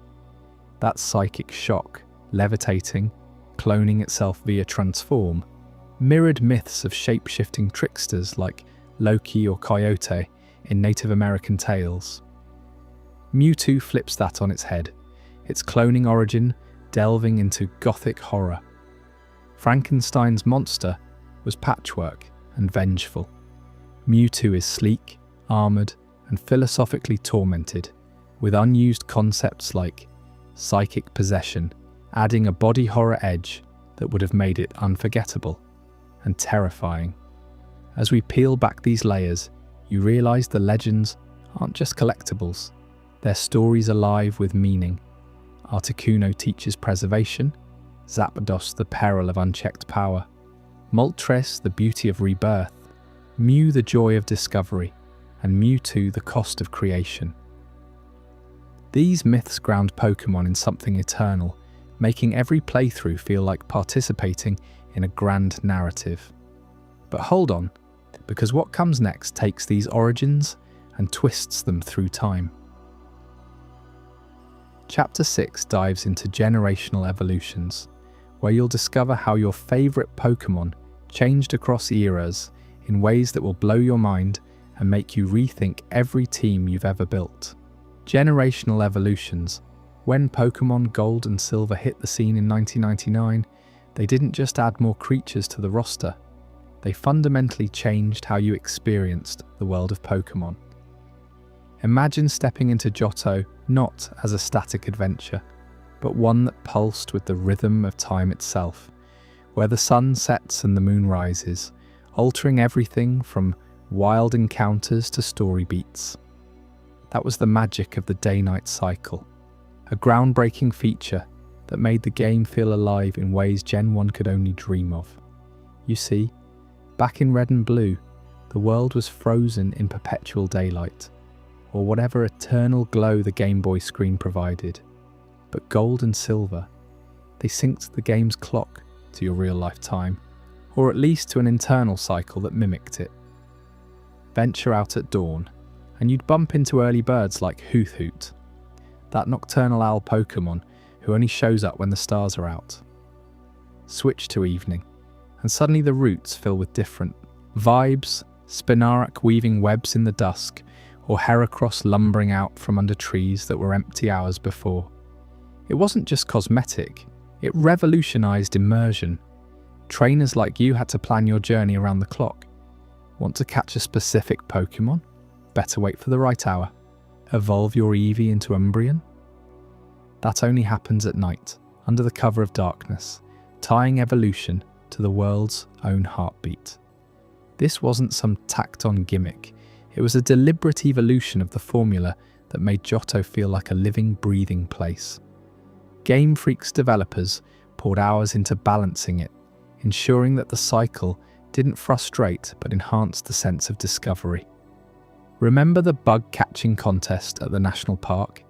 It changes daily based on the time, with different bugs dominating morning, afternoon, or evening slots. You might chase a Scyther one day at noon, only to pivot to a Pinsir the next under the afternoon sun. It forced you to revisit areas, to linger in the world rather than bulldoze through it. Fans still rave about how this simple addition turned Pokémon from a linear quest into an organic exploration, where every play session felt unique depending on when you picked up the controller. But let's dig deeper into what made Gold and Silver such a generational leap. Johto wasn't just a sequel region, it was a reflection on Kanto, bringing you back to the original lands with a fresh perspective. You start in New Barktown, choosing from Chikorita, Cyndaquil, or Totodile, starters that felt more balanced, each with evolutions that branched into diverse roles. Chikorita's line, for instance, evolved into Bayleaf, and then Meganium, a massive flower-crowned beast that could heal allies with its aromatic petals. It was designed to evoke a sense of growth and serenity, contrasting the fiery intensity of Gen 1 starters. And speaking of redesigns, here's a twist that hits right in the feels. Midway through development, the Chikorita family got a complete overhaul. Originally, they were slated to be more aggressive, perhaps with sharper edges and a fiercer demeanour, but the team pivoted to soften them up. Why? To amp up the emotional impact. Imagine raising a cute little leaf-headed dino that blossoms into a gentle giant. It's pure heartstring-tugging magic, making bonds with your Pokémon feel even more personal. That change wasn't just aesthetic, it mirrored the game's theme of harmony between humans, Pokémon, and nature, turning what could have been a forgettable grass starter into an icon of tenderness. Of course, generational evolutions like this extended beyond mechanics to the very lore of the series. Enter Celebi, the time-travelling fairy of the forest, introduced in Crystal as a mythical Pokémon that could whisk you back to the past. But Celebi's powers go way beyond a simple event trigger. They tap into fan theories that have sparked endless debates about multiverses in the Pokémon world. Picture this. Celebi doesn't just time travel, it bends reality, creating loops and alternate paths that fans argue connect to parallel dimensions. Some theorize that Celebi's interventions explain inconsistencies across games, like why certain events in Gold differ from Silver, or how it ties into the distortions in later titles like Platinum's Distortion World. Is Johto's timeline a fragile web, with Celebi as the guardian preventing total unravelling? Or does every Celebi sighting create a new branch in the multiverse, where your choices in one playthrough echo in another? You'll find forums buzzing with this stuff even today. Fans dissect Celebi's Ilex Forest Shrine, where it appears only under specific conditions, suggesting it's not just a Pokémon, but a nexus point for realities. One popular theory posits that Celebi's time hops are why echoes of ancient Pokémon like Mew in modern eras, or how unknown symbols hint at interdimensional rifts. It's the kind of lore that turns a cute, onion-headed sprite into a philosophical powerhouse. And in Gold and Silver, Celebi's introduction wasn't flashy. It was subtle, rewarding dedicated players who solved the GS Ball puzzle, transfer it to the next gen, and it even interacts with events in Ruby and Sapphire. blurring lines between generations and fueling those multiverse discussions that keep the community hooked. As we trace these evolutions, it's clear Gold and Silver didn't just build on Red and Blue, they redefined what a Pokémon generation could be. Take the breeding system, for example. A total game changer. Before eggs weren't a thing, you traded or caught what you needed. Now in the daycare on Route 34, you could pair up Pokémon and watch them produce offspring with inherited moves and natures. Want a Pichu with Volt Tackle? Breed a male Pikachu from another game with a female in Johto? It added layers of strategy, letting you customize teams in ways that felt empowering. And the shiny Pokémon mechanic? That elusive 1 in 8,192 chance of a color variant encounter, sparked by the cycle's randomness, made every battle a potential thrill. Spot a red Gyarados at the Lake of Rage. That's no glitch, it's a scripted shiny to celebrate the feature, tying back to the immersive world building.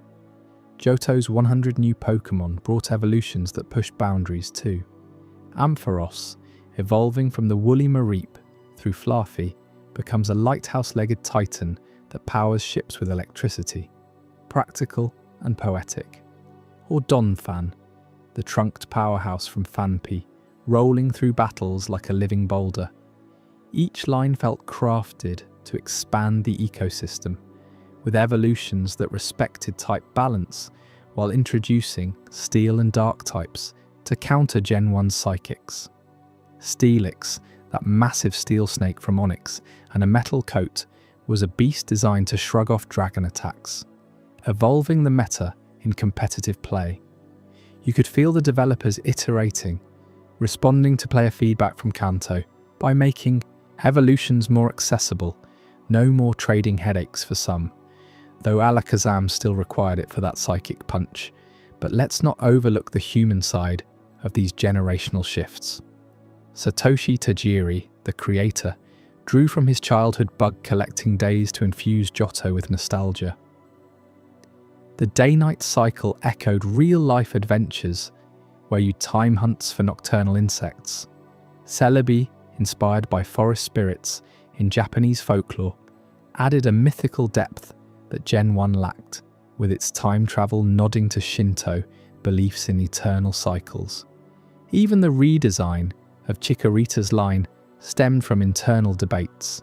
Early concepts had it more predatory, like a mini Venus flytrap, but playtesters found the gentler version more endearing, boosting attachment. That emotional tweak paid off. Meganium's serene design made it a fan favourite for role-playing wholesome teams, contrasting the edgier lines like Tyranitar, which evolved from the rocky Larvitar through Pupitar into a pseudo-legendary destroyer. Diving into fan debates, Celebi's multiverse ties get wild. Consider how in the anime, Celebi saves Ash from a paradox, creating a timeline split. Does that mean every game is a multiverse thread? Some argue yes, pointing to Celebi's absence in main storylines as evidence it's operating across dimensions, preventing canon breaks. Others say it's simpler, just a plot device, but the endless theories keep resurfacing, especially with remakes like Heart Gold and Soul Silver, enhancing its role with Follow Me Pokémon and expanded events. You can't play those without feeling the generational weight. The cycle now ties to seasons too, with autumn leaves or winter snow affecting visuals and spawns. These innovations set a template for future genes. Diamond and Pearl would build on the clock with seasons, but Gold and Silver pioneered it. The emotional redesigns influenced later starters like Turtwig's heartfelt growth in Sinnoh. And Celebi? It paved the way for legendaries like Dialga and Palkia, who control time and space outright, amplifying those multiverse vibes into full-blown cosmology. You start to see the series as an evolving tapestry, each generation weaving new threads without unraveling the old. Think about your own journeys through Johto. Did the night cycle ever catch you off guard, leading to an unexpected catch? Or has Celebi's lore ever made you question the what-ifs of your save files? These elements aren't just facts, they're the soul of why Pokémon endures, evolving with its fans. As we wrap up this dive into generational evolutions, hold on to that sense of wonder, because up next we're uncovering the wild world of regional variants and cultural twists, where familiar Pokémon get reimagined in ways that'll make you rethink everything you know about Alola's shores or Gala's streets. You won't want to miss how these twists blend global cultures into the mix, sparking debates hotter than a Charizard's flame. Before we dive deeper into this incredible journey, I'm curious, where in the world are you watching this from? Drop a comment below and let our global community know. And if you're finding this as mind-blowing as I am, hit that like button to help more people discover this story. Regional variants and cultural twists. Did you know that some Pokémon don't just evolve? They completely reinvent themselves based on where they're from. That's the wild world of regional variants, where familiar creatures get a cultural makeover that ties them to the lands they inhabit. We're talking about forms that aren't just cosmetic changes, but full-on adaptations that reflect local myths, environments, and even societal vibes. In the Pokémon universe, these variants show how the same species can thrive differently across regions, much like how animals evolve in isolation, on islands or continents. And trust me, once you see how they flip the script on what you thought you knew, you'll never look at your Pokédex the same way. Let's kick things off with Alola, the tropical paradise inspired by Hawaii and the broader Polynesian islands. Here, regional forms aren't about brute strength or flashy battles. They're about harmony with nature, survival in lush, volcanic landscapes, and a deep respect for ancient lore. Take the Alolan forms of classic Pokémon like Rattata and Raticate. In Kanto, these are your everyday urban rodents, scrappy and street smart. But in Alola, they transform into sleek nocturnal predators with dark fur and oversized ears, perfectly suited to the island's humid nights and dense jungles. It's like evolution hit the reset button to match the ecosystem. Those big ears help them detect prey in the underbrush, and their purple hues blend into the shadows of banana plantations. But it's not just biology, it's cultural. Alolan Rattata draws from the invasive rats that plague Hawaiian agriculture, turning a pest into a Pokémon that embodies the island's ongoing battle with introduced species disrupting native balance. Now picture this: Vulpix and Ninetales. The Cantonian versions are fiery foxes with elegant, flame-tipped tails that scream mythical elegance. Alolan Vulpix, though, she's an ice queen, born from snow and sporting a fluffy, crystalline coat that sparkles like fresh powder on Mauna Kea. How does a fire-type lineage end up controlling blizzards? It's all about Alola's diverse microclimates, from scorching beaches to chilly mountaintops. These variants adapt by channeling the cold winds of higher elevations, using ice to hunt in the frost. And the lore, it ties into Hawaiian tales of shape-shifting spirits that guard sacred sites, where foxes become protective entities rather than destructive forces. You can almost feel the chill as you imagine raising one, watching it curl up like a living snowball, only to unleash a freezing gale in battle. It's a twist that makes you appreciate how Pokémon design mirrors real-world adaptation, making the islands feel alive and breathing through every capture. But Alola's regional variants go deeper, pulling from Hawaiian-inspired lore that emphasizes community, guardianship, and the mana, the spiritual energy that flows through the land. Sandshrew and Sandslash, for instance, trade their desert digs for rocky shells mimicking Hawaiian volcanic rock. No more burrowing in sand. These Alolan versions curl into armoured balls to navigate lava tubes and rugged terrain. their steel-grey hides echoing the basalt formations sacred to native islanders. It's a subtle nod to how Polynesians view the earth as a living ancestor, with Pokémon literally wearing the skin of the islands. And don't get me started on Raichu. The Alalan electric mouse is a surfer dude with massive yellow cheeks that store power like solar panels, riding waves on its tail. This one's a direct homage to Hawaiian beach culture, where surfing is more than a sport, it's a dance with the ocean gods. Catching an Alolan Raichu feels like snagging a piece of that aloha spirit, doesn't it? You train it not just for battles, but to vibe with the rhythm of the tides. As we explore these adaptations, it's clear Alola's regional forms aren't random. They're a love letter to Hawaiian-inspired lore, weaving Pokémon into stories of resilience and reverence for nature. The island's isolation breeds uniqueness, just like how endemic species evolve in real Polynesia. Take Geodude and Graveler. Their Alalan counterparts are electric rocks, crackling with static from volcanic friction.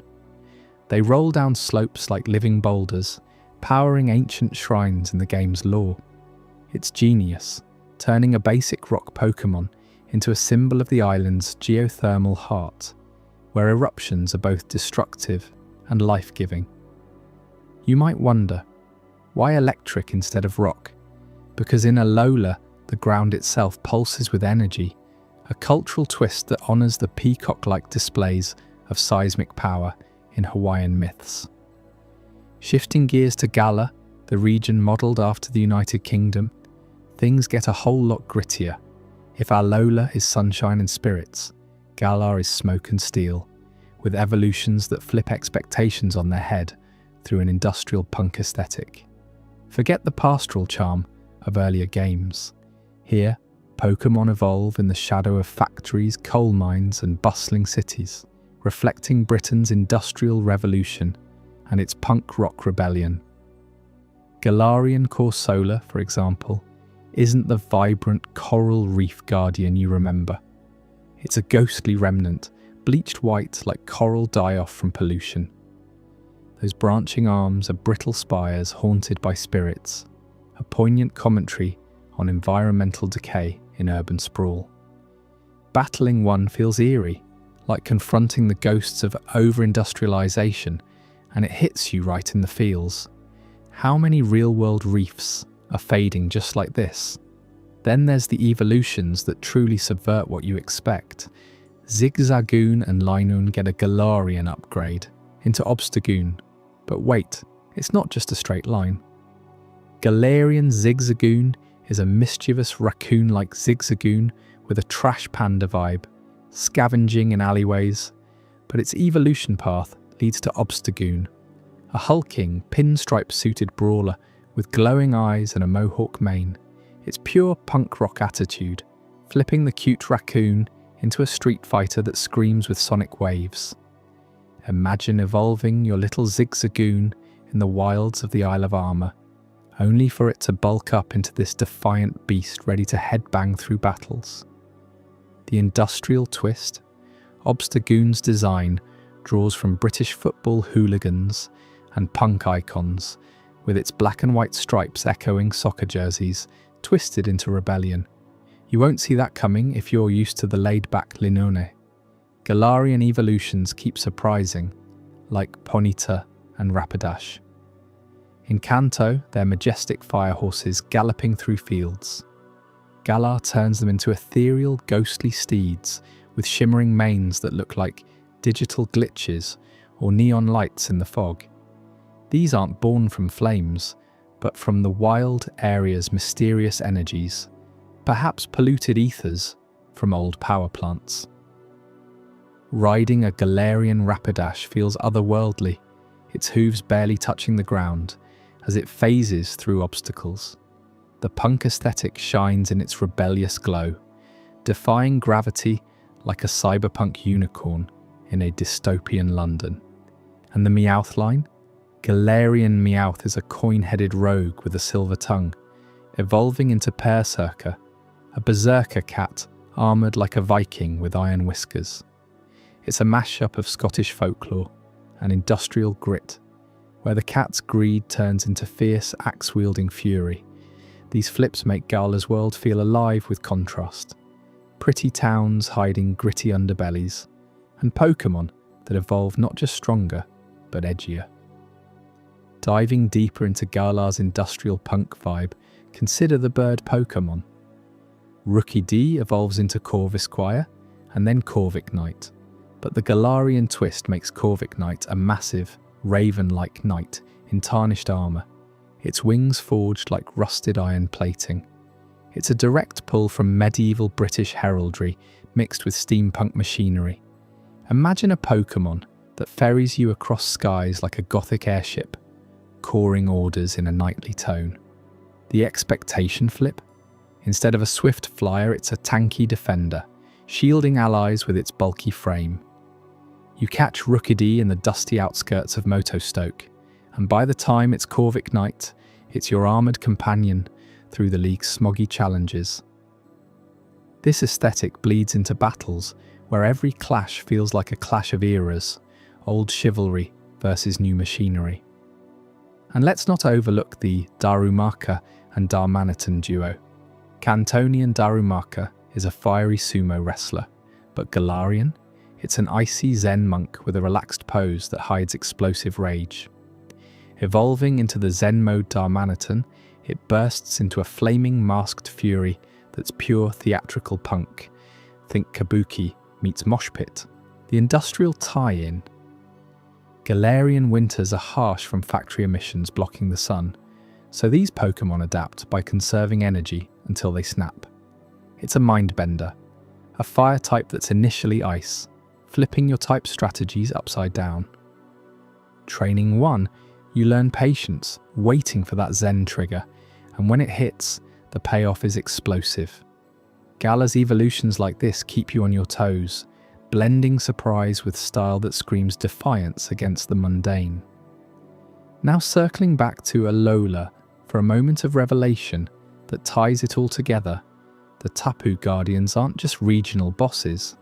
They embody Polynesian mythology in subtle, profound ways. Each Tapu, Koko, Lele, Bulu and Fini, represents elements tied to Hawaiian deities. Tapu Koko, the electric warrior, channels the lightning god Kane, protector of the forests, with a mask that echoes feathered capes of ancient chiefs. Tapu Lele, the psychic healer, draws from Laka, goddess of hula and medicine, her butterfly-like form symbolizing transformation and dance. Tapu Bulu, the grass guardian, embodies the bull-like strength of Kanaloa, god of the sea and agriculture, charging through savannas like a sacred Aumakua spirit animal. And Tapu Fini, the water sovereign, mirrors the mermaid lore of Moana-like figures, her shell evoking conch trumpets that call the tides. These Tapu aren't aggressive overlords, they're subtle embodiments, appearing in shrines and festivals, blessing trainers who respect the land. In Alola's lore, catching a Tapu is impossible. They choose you, much like how Polynesian gods select their champions. It's a cultural twist that adds layers. Battles with them feel ceremonial, not combative, with their Z moves invoking ancestral power. You sense the mana in every encounter, a quiet revelation that Pokémon's world-building honours real mythologies without appropriation, inviting you to explore deeper. Imagine standing before Tapu Koko as thunder rumbles. Does it see you as worthy? Expanding on this, regional variants across other areas build on these foundations. In Hisui, the ancient Sinnoh, evolutions like Wurdia, a majestic stag with swirling antlers, channeling Ainu-inspired shamanism from Japan's northern islands. It's not just a Stantler upgrade, it's a spiritual guide, its eyes glowing with otherworldly vision, flipping the deer's timidity into prophetic might. Or Overquill, evolving from Hisuian quillfish, a poison-dark porcupine that's all spikes and vengeance, adapting to feudal warfare aesthetics with quills like ancient spears. These variants show how history shapes Pokémon, much like Gala's Punk or Alola's lore. In Paldea, Spain-inspired, the variants get a futuristic flair with types, but the base forms like Paldean Tauros echo Iberian bulls in fiery charges, blending ranching culture with explosive tempers. It's another expectation flip. Your sturdy cow becomes a raging combatant, tying into festivals like the running of the bulls. And don't forget the Diplin line, apple-headed serpents that ooze syrupy charm, drawing from Catalan folklore of fruit spirits in orchards. Each region layers on cultural twists, making variants a tapestry of global inspirations. What ties all regional variants together is their power to surprise and immerse. They make you rethink favourites. Is your Executor a jungle palm in Alola, or a coconut-headed weirdo? Does your far-fetched Waddle as a leek warrior in Gala, or evolve into Sirfetch'd, a knightly dud? These changes aren't superficial. They evolve the story, challenging you to adapt your team like a true trainer in diverse worlds. You've battled with them, but now you see the deeper cultural heart beating beneath. As we wrap up these regional reinventions, you're probably buzzing with how much more there is to uncover in the Pokémon saga. But hold on to that energy, because up next, we're peeling back the layers on anime secrets and character arcs, secrets that reveal hidden motivations and epic twists you never saw coming in those classic episodes. What if I told you your favourite rival's journey hides a heartbreaking truth? Stick around, you won't want to miss how it all unfolds. Anime secrets and character arcs. Have you ever wondered why Ash Ketchum never seems to age a single day beyond his wide-eyed 10-year-old self? No matter how many badges he collects or regions he conquers, it's one of those quirks in the Pokémon anime that fans have debated for decades, but the truth runs deeper than just lazy writing or eternal youth spells. Let's peel back the layers on this and uncover how it ties into a prophetic dream that could rewrite everything you thought you knew about his journey. Picture Ash, that spiky-haired kid from Pallet Town, frozen in time at age 10 since the very first episode, back in 1997. Episode after episode, season after season, he battles gym leaders, faces off against legendary Pokémon, and even becomes a world champion in some arcs. Yet he never grows up. Not really. Sure, his voice might deepen slightly in later dubs, or his outfit changes with each region, but physically, he's stuck. The official line from the creators has always been that it's to keep the show accessible for kids, mirroring the timeless adventure of the games. But dig into the production notes, and you'll find it's more intentional than that. Satoshi Tajiri, the Pokémon mastermind, wanted Ash to embody the pure, unjaded spirit of childhood exploration, a vessel for viewers to relive their own wonder without the complications of adulthood creeping in. But here's where it gets fascinating, and a bit eerie. That eternal 10-year-old status isn't just a narrative choice. It's hiding a prophetic dream twist straight from the show's early concept art and unused storyboards. You see, in the original pitch documents from the late 90s, Ash wasn't always meant to be the perpetual kid. There was a planned arc, scrapped before the anime even aired, where his age would symbolise a dream state. Think about it. What if Ash's entire adventure is a prophetic dream induced by a legendary Pokémon? Fans have theorised this for years, pointing to episodes like the one where he falls into a coma after a bike accident with Pikachu, or the surreal Pokémon reset theories that suggest the world resets every time he loses a league. But the real twist comes from leaked internal memos at OLM, the animation studio.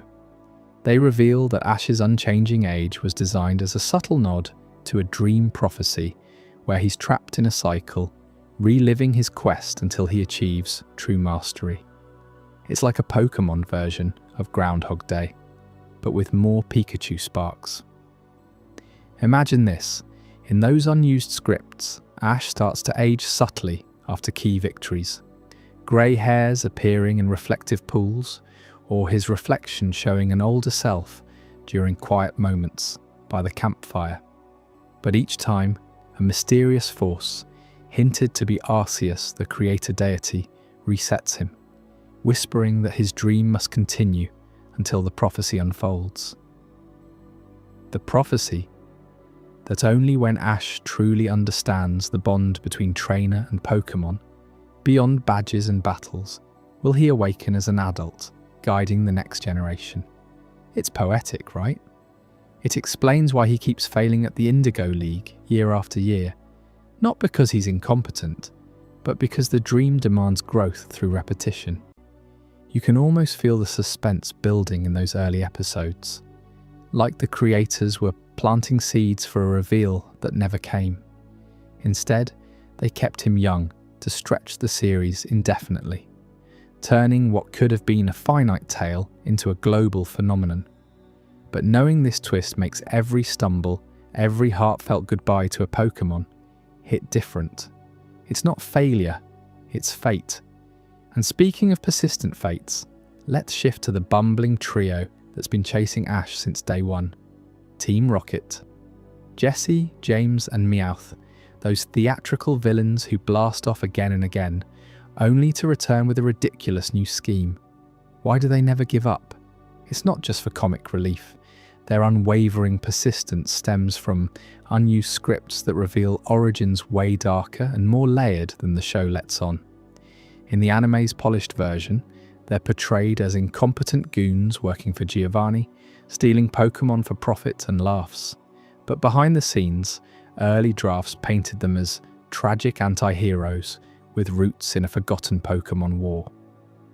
Go back to the pre-production phase, around 1996, when the anime was adapting the games into a serialized story. Writers at Shogakukan, the publishers, had fleshed out backstories that got shelved to keep things light-hearted for kids. According to archived interviews with director Masamitsu Hidaka, Team Rocket was originally conceived as survivors of a shadow purge, a fictional event where rogue trainers unleashed dark Pokémon on society, leading to a crackdown by the Pokémon League.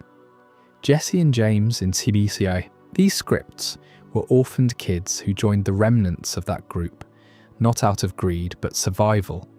Meowth, he wasn't just a talking cat, he was a lab experiment gone wrong, engineered to bridge human Pokémon communication during the purge, but abandoned when it failed. Their motto, that over-the-top chant, it was meant to be a warped lullaby from their past, a reminder of lost innocence.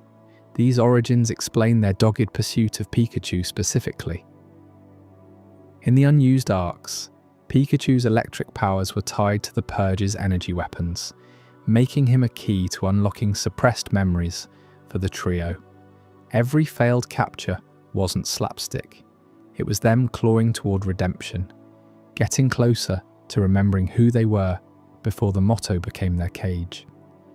You can see echoes of this in episodes like Holy Matrimony, where we glimpse Jessie's harsh childhood, or James's soft spot for rare Pokémon that hints at deeper loss. The persistence, its obsession born from fragmented dreams, much like Ash's own loop. Creators dialed it back to avoid scaring young viewers, but those scripts leaked online in the early 2000s, sparking fan theories that Team Rocket might one day turn heroes. Imagine the arc, a climactic reveal where they sacrifice themselves to break Ash's dream cycle, finally blasting off for good. It adds such emotional weight to their every appearance, doesn't it? You start rooting for them, wondering if this blast-off is the one that changes everything. But wait, there's an even wilder twist lurking in the voice acting booth that ties right into the heart of the anime's charm. Pikachu, that adorable yellow powerhouse, doesn't speak human words, but his cries, those iconic Pika-P exclamations, have become memes that define internet culture. What you might not know is that a huge chunk of those lines came from pure improvisation by Ike Otani, Pikachu's voice actress, since the beginning. Otani, a veteran of the industry, was brought on because she could mimic animal sounds with uncanny emotion, but the directors gave her free rein to ad-lib during recordings. In the rush of early episodes with tight deadlines, she'd experiment with inflections, drawing out the pika for surprise, shortening it for anger, or layering squeaks with what sounded like laughter. One session in particular, for the first season's big battles, stands out. Otani recalls in a 2010 interview how she improvised a series of rapid Pika Pika bursts during Ash's first gym fight, mimicking Pikachu's exhaustion and determination. Those weren't scripted, they were her reacting to the animator's rough cuts on the spot. Fans latched onto them instantly, turning phrases like the triumphant Pikachu into GIFs and vines long before social media exploded. It's wild to think that memes like Pikachu's surprised face or the endless remixes of his cries owe everything to her spur-of-the-moment genius. Without those improvisations, the anime might have felt flatter, less alive. Otani's touches humanized Pikachu, making him more than a mascot. He's a character with arcs of his own, from shy newcomer to loyal powerhouse. This improvisation spirit didn't stop at Pikachu. It rippled through the entire cast, shaping character arcs in unexpected ways. Take Misty, for instance. Her tsundere personality, tough exterior hiding a caring heart, was amplified by Mayumi Izuka's delivery.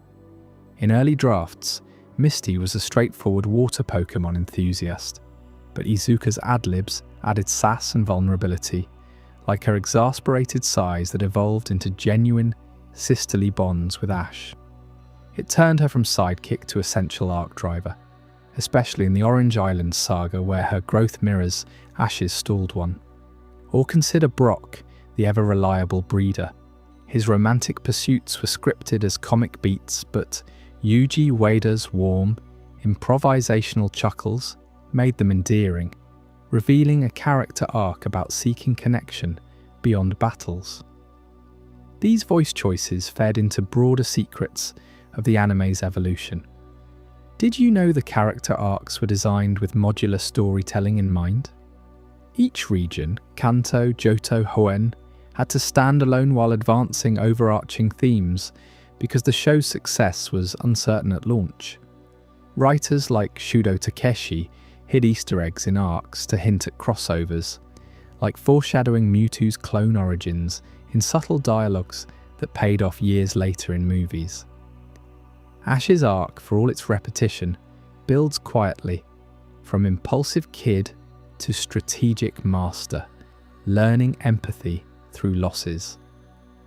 But that prophetic dream twist we talked about?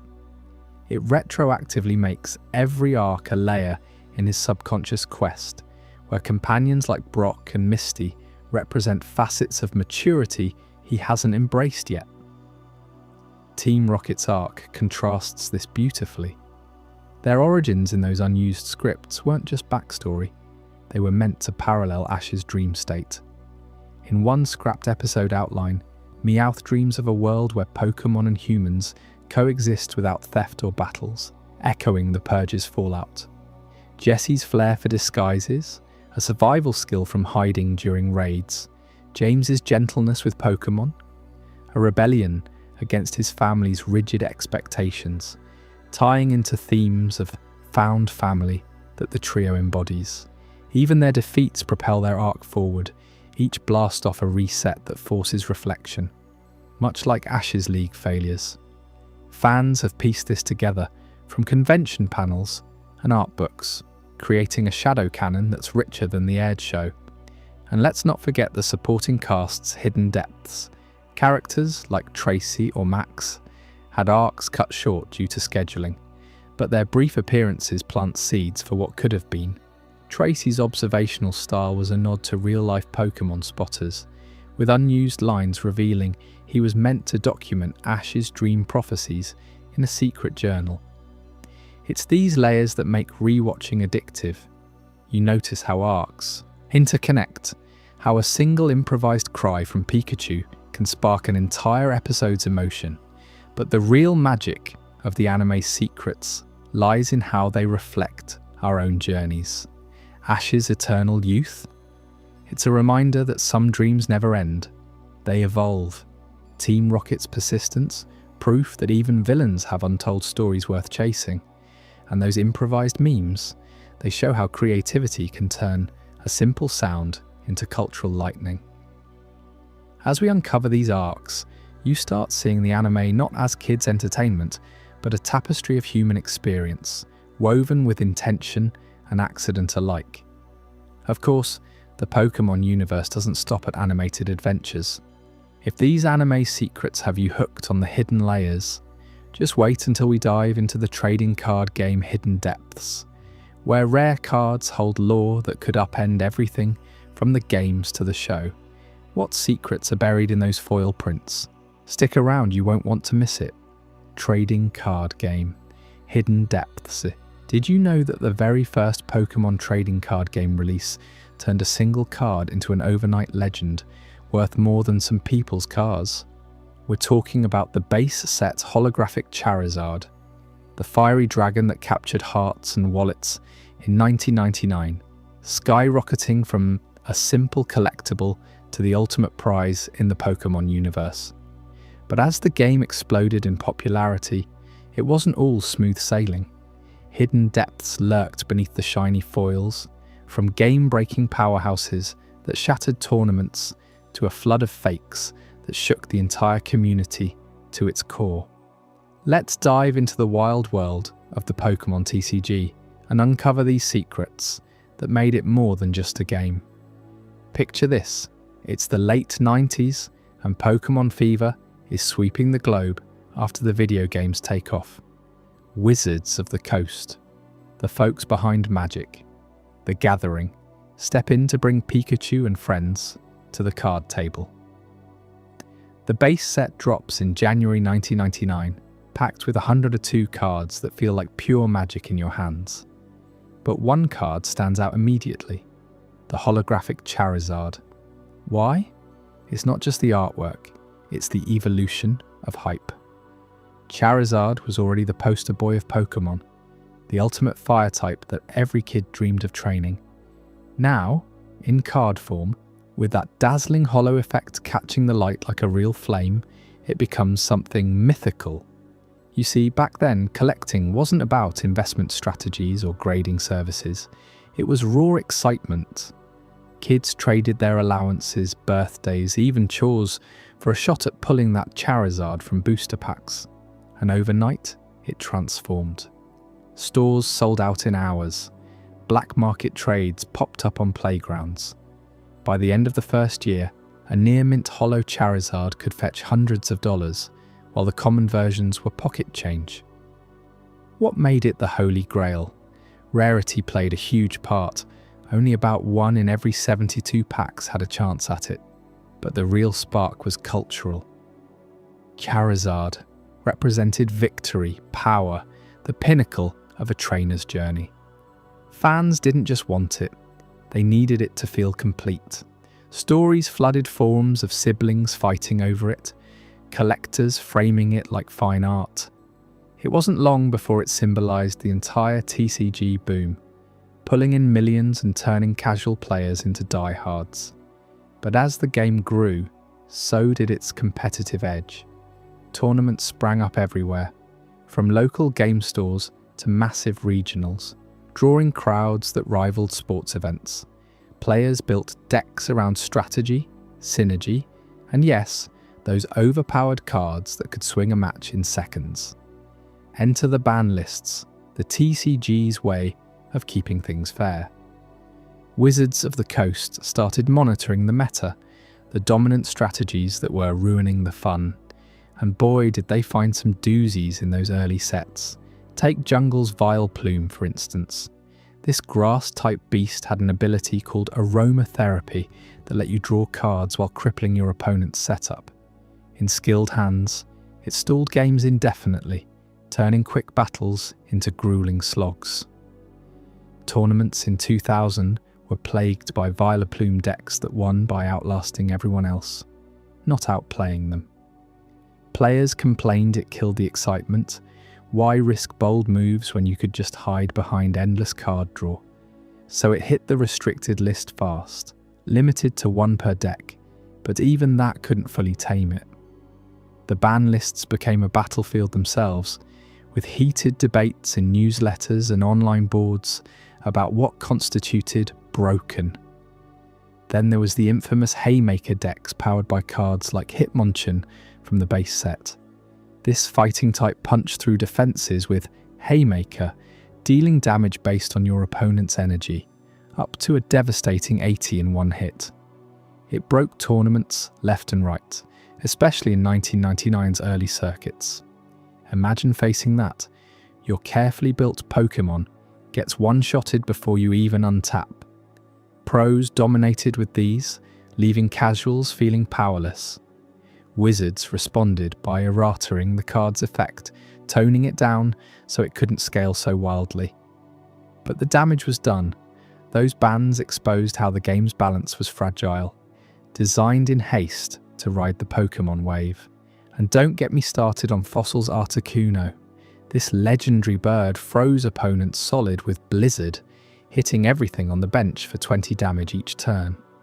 In team-based formats, it wiped benches clean, turning multi-Pokémon strategies into suicide missions. A single tournament in Seattle 2000 saw Articuno decks claim 70% of top spots, sparking cries of unfair from losing players. The ban list update that summer restricted it outright in some formats, forcing innovators to rethink deck building. These moments weren't just rule tweaks, they were revelations. The TCG wasn't a perfect system. It had flaws that could derail the fun, and the bans shone a light on cards that were printed too strong, too soon. You might think that's the deepest it goes, but hold on. The real scandal hit when fakes started flooding the market. Right from the base set's launch, counterfeiters saw dollar signs in that Charizard hype.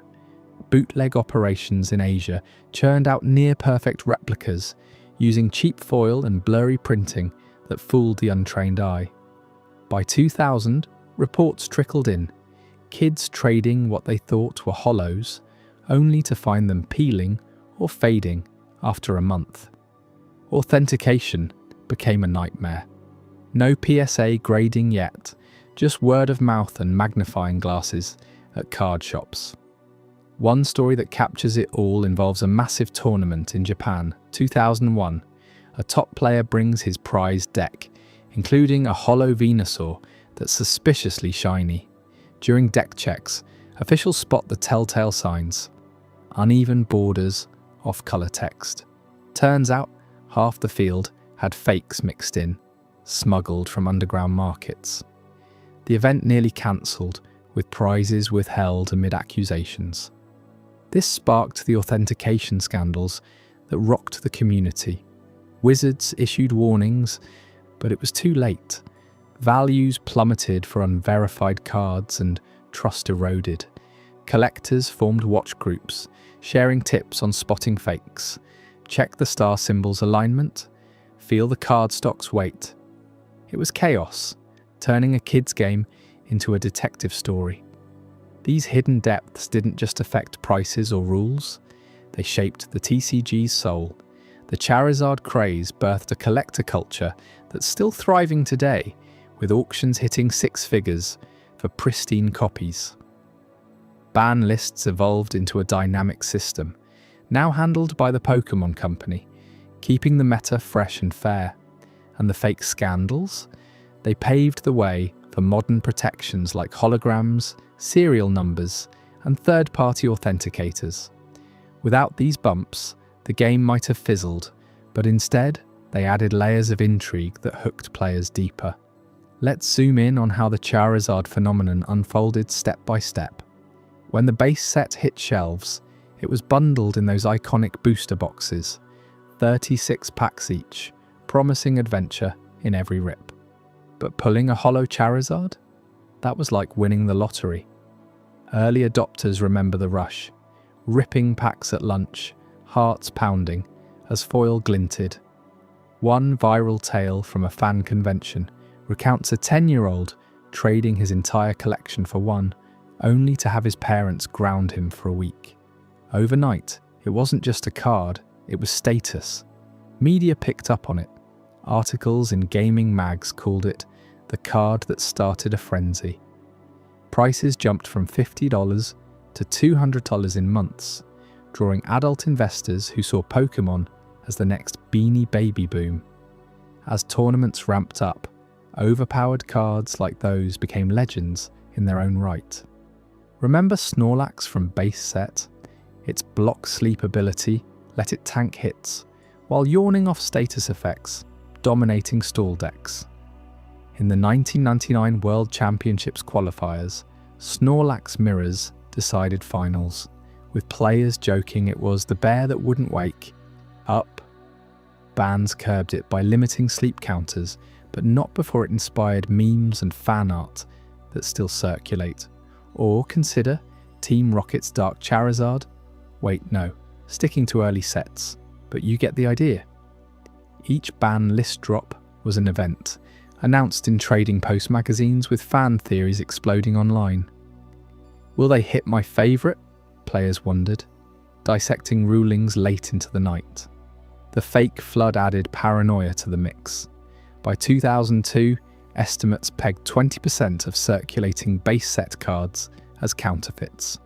A notorious ring in Taiwan produced thousands, mimicking the Wizards logo down to the font. Victims included everyday collectors who bought online from shady sellers, only to discover their rares dissolved in water tests, a crude but effective fake detector. Scandals peaked at a European expo where experts authenticated on site, exposing dozens of fakes in prize pools. It forced Wizards to redesign packaging, adding anti-counterfeit stripes and UV inks. You can imagine the relief when legit cards passed the blacklight test, glowing authentically. These elements intertwined to create the TCG's enduring appeal. The Holy Grail status of Holo Charizard drove innovation. Artists pushed boundaries in later sets, like the stunning Neo Genesis Holos. Bans taught balance, influencing digital versions like Pokémon TCG Online.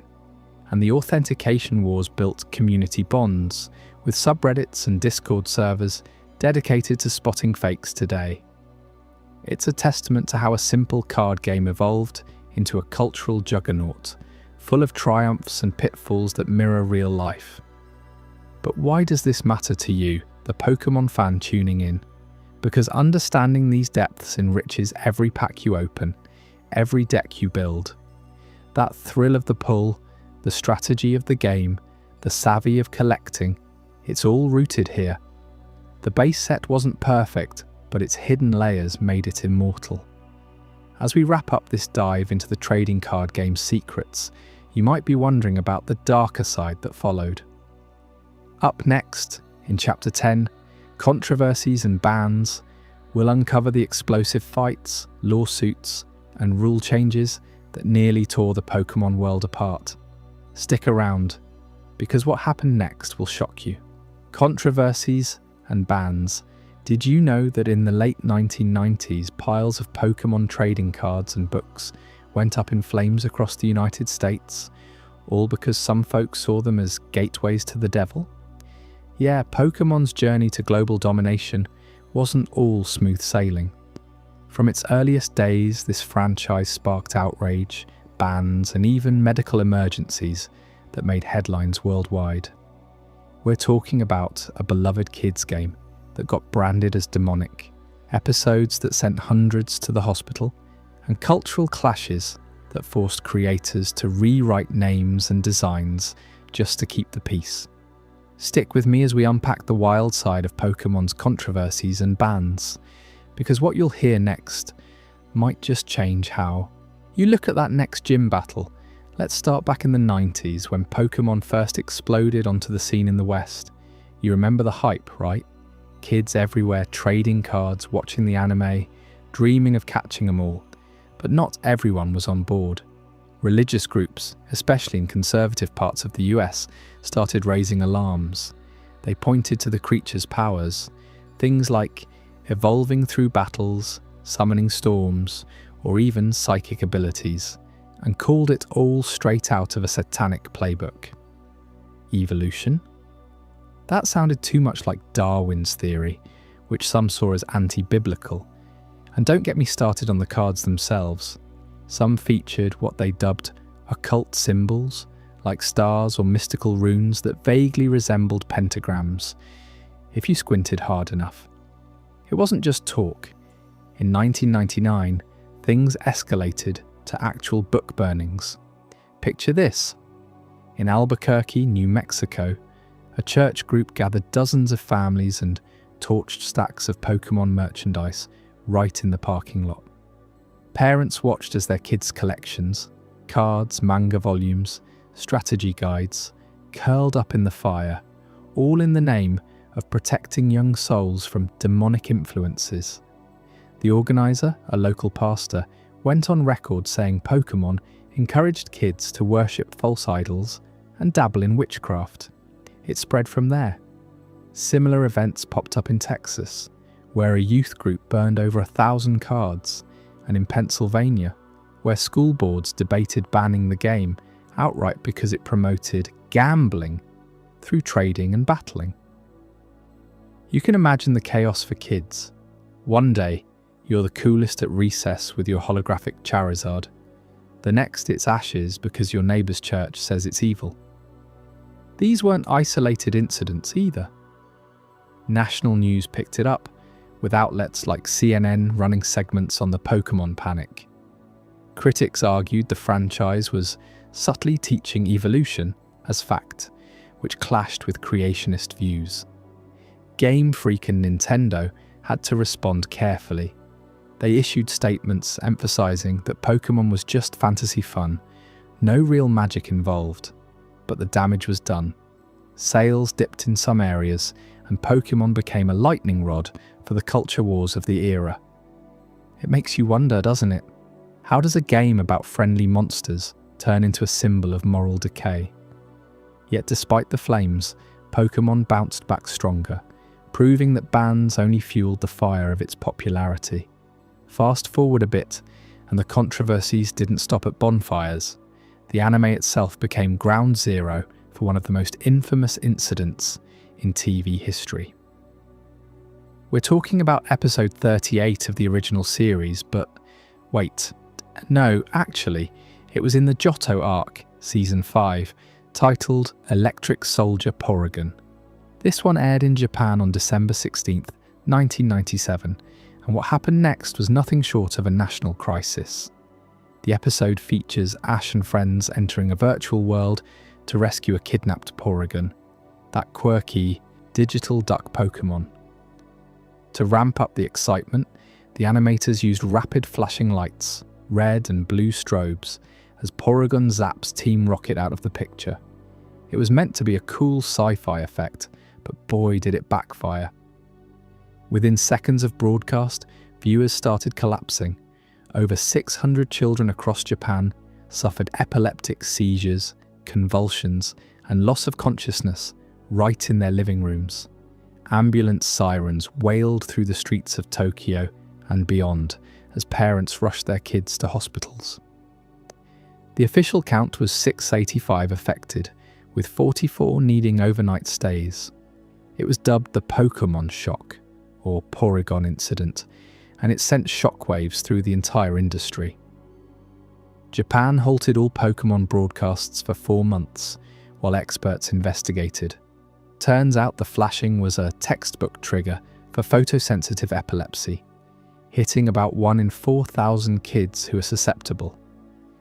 The rapid alternation between bright colours overloaded their brains, causing what's called photosensitive seizures. You have to feel for everyone involved. Pikachu's voice actor, Ikue Otani, was devastated, and the director later admitted they never anticipated the risk. Cartoons back then pushed boundaries without modern safety nets. Nintendo and TV Tokyo issued apologies, pulled the episode permanently, and it never aired internationally. But the fallout? Massive. Japan introduced strict guidelines for animated content. No more than 3 flashes per second, mandatory warnings for at-risk viewers, and even government oversight on kids' shows. Globally, it influenced regulations too. The US FCC tightened rules on strobe effects in programming. Porygon itself became a pariah. It only appeared once more in the anime, and its evolutions like Porygon were handled with kid gloves. Crazy to think a single episode could hospitalize hundreds and reshape TV standards, right? It shows how Pokémon, for all its whimsy, could unintentionally cross into dangerous territory. But the bans and tweaks didn't end with health scares or religious fervour. Cultural sensitivities forced some serious changes behind the scenes, things that altered how we know certain Pokémon today. Take Mr. Mime, for example, that pantomime artist with the invisible walls. In Japan, it's called Barriered, a straightforward name playing on barrier, but when localizing for the West, the team hit a snag. Mime has roots in French theatre, but in English, pairing it with Mr. evoked vaudeville clowns, which some found too silly or even creepy for a psychic Pokémon. More importantly, international markets demanded tweaks for profanity or cultural faux pas. In France, where mime is an art form, they couldn't just call it Monsieur Mime without backlash, so it became Monsieur Mime to soften it. But the real twist came in other regions.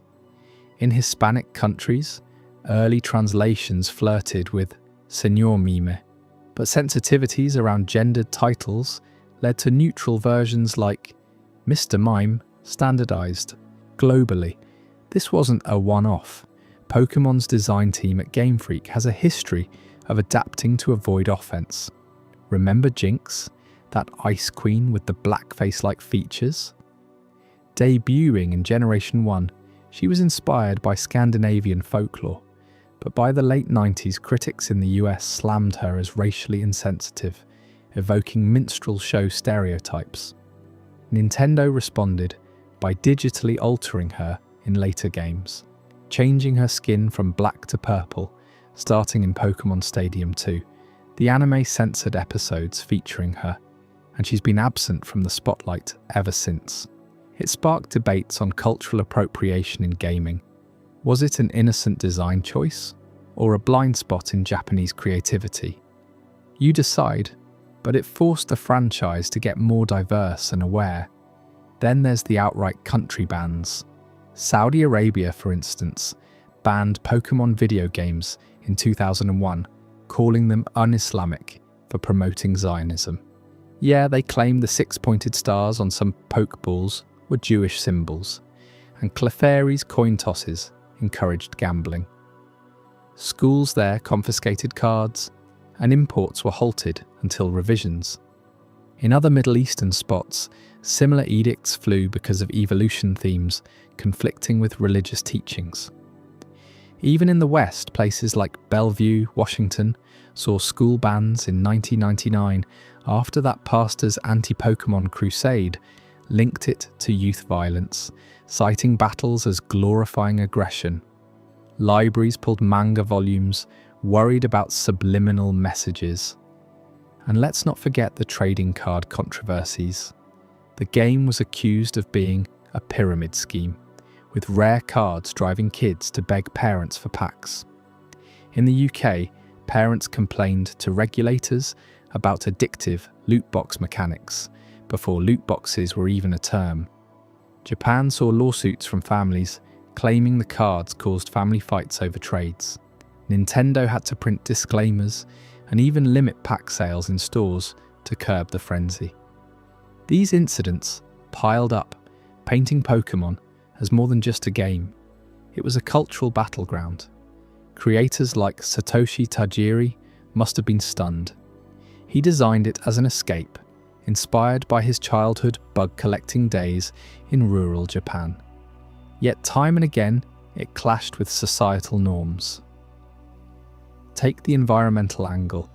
Team Rocket's pollution-causing mechs in episodes drew ire from eco-groups in the 2000s who argued it downplayed real-world damage. Or the gender debates. Early games had mostly male trainers, leading to accusations of sexism until they added more female options. Even merchandise got hit. In 2000, a California school district banned Pokémon backpacks and stickers after a vague security threat rumor, tying it to the earlier burnings. Internationally, Belarus cracked down in 2016, fining stores for selling harmful Pokémon toys that supposedly promoted Western decadence. And don't overlook the music. The Pokémon theme song was pulled from some radio stations for being too hyperactive, potentially overstimulating kids. Through it all, Pokémon adapted. They consulted cultural experts for future designs, diversified the cast, think the inclusion of characters from various ethnicities in later gens, and even addressed controversies in-game, like subtle nods to Jinx's redesign. It's a testament to the franchise's resilience. What starts as scandal often turns into a lesson. You might be surprised how these bumps shape the Pokémon we love today, making it more inclusive and cautious. But controversies breed questions, and fans have spun some wild theories from these events. What if the Porygon incident was no accident, but a hidden message? Or those book burnings, were they covering up something deeper in the lore? Up next in Chapter 11. Fan theories that shook the fandom. We'll dive into the mind-bending speculations that have fans questioning everything from Ash's reality to the true origins of the Pokeballs. You won't want to miss how these ideas could rewrite the entire series. Trust me, it'll blow your mind. Fan theories that shook the fandom. Have you ever wondered if the eerie tunes of Pokemon's Lavender Town were more than just creepy background music? What if they were hiding messages meant to mess with young players' minds? Welcome to the wild world of fan theories that have rocked the Pokémon fandom to its core. These aren't just idle speculations, they're the kind of ideas that keep you up at night, questioning everything you thought you knew about the games we grew up with. Let's start with one of the most infamous, the Lavender Town syndrome.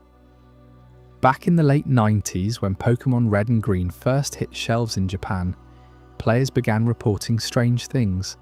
Kids, especially those around 10 years old, complained of headaches, dizziness, even full-on anxiety after wandering through Lavender Town. The culprit? That haunting 8-note melody that plays as you navigate the misty streets and the Pokémon Tower. Fans theorized it wasn't just spooky ambience, it was laced with subliminal messages designed to unsettle children. Picture this. Slowed down or reversed, the chiptune track supposedly whispers phrases like, "Leave now," or "You're not safe." Some even claimed it embedded frequencies that mimicked infrasound, the kind used in horror movies to induce fear without you realizing it. You might be thinking, sounds like urban legend stuff, right? But dig deeper, and it gets real. Japanese forums from the era overflowed with stories. Over 100 reported cases of kids getting sick. A few tragic ones where hospitalization followed. Nintendo pulled the original soundtrack and remixed it for international releases, softening those piercing highs. Coincidence? Fans say no. They point to the music's creator, Junichi Masuda, who admitted the tower's vibe was meant to evoke loss and the supernatural. But subliminals? That's where the theory explodes. Audio engineers in the community dissected the file, claiming hidden layers with Morse code-like patterns spelling out warnings about the game's own lore, ghosts rising, eternal unrest. One fan going by the handle Ghost Hunter 92 on old GameFAQs threads reverse-engineered the track and shared clips that, when played backward, sound eerily like distorted cries. It shook the fandom because it blurred the line between game design and psychological trickery. Were developers testing how far they could push immersion, or was it an accidental side effect of chiptune limitations? Either way, it made parents worldwide side-eye their Game Boys, and it didn't stop there. This theory spawned copycats.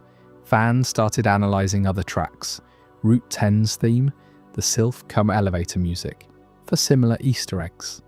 Some even linked it to real-world events, like the 1997 suicide cluster in Japan among young gamers, though that's more correlation than causation. What hits hardest is how it humanises the horror.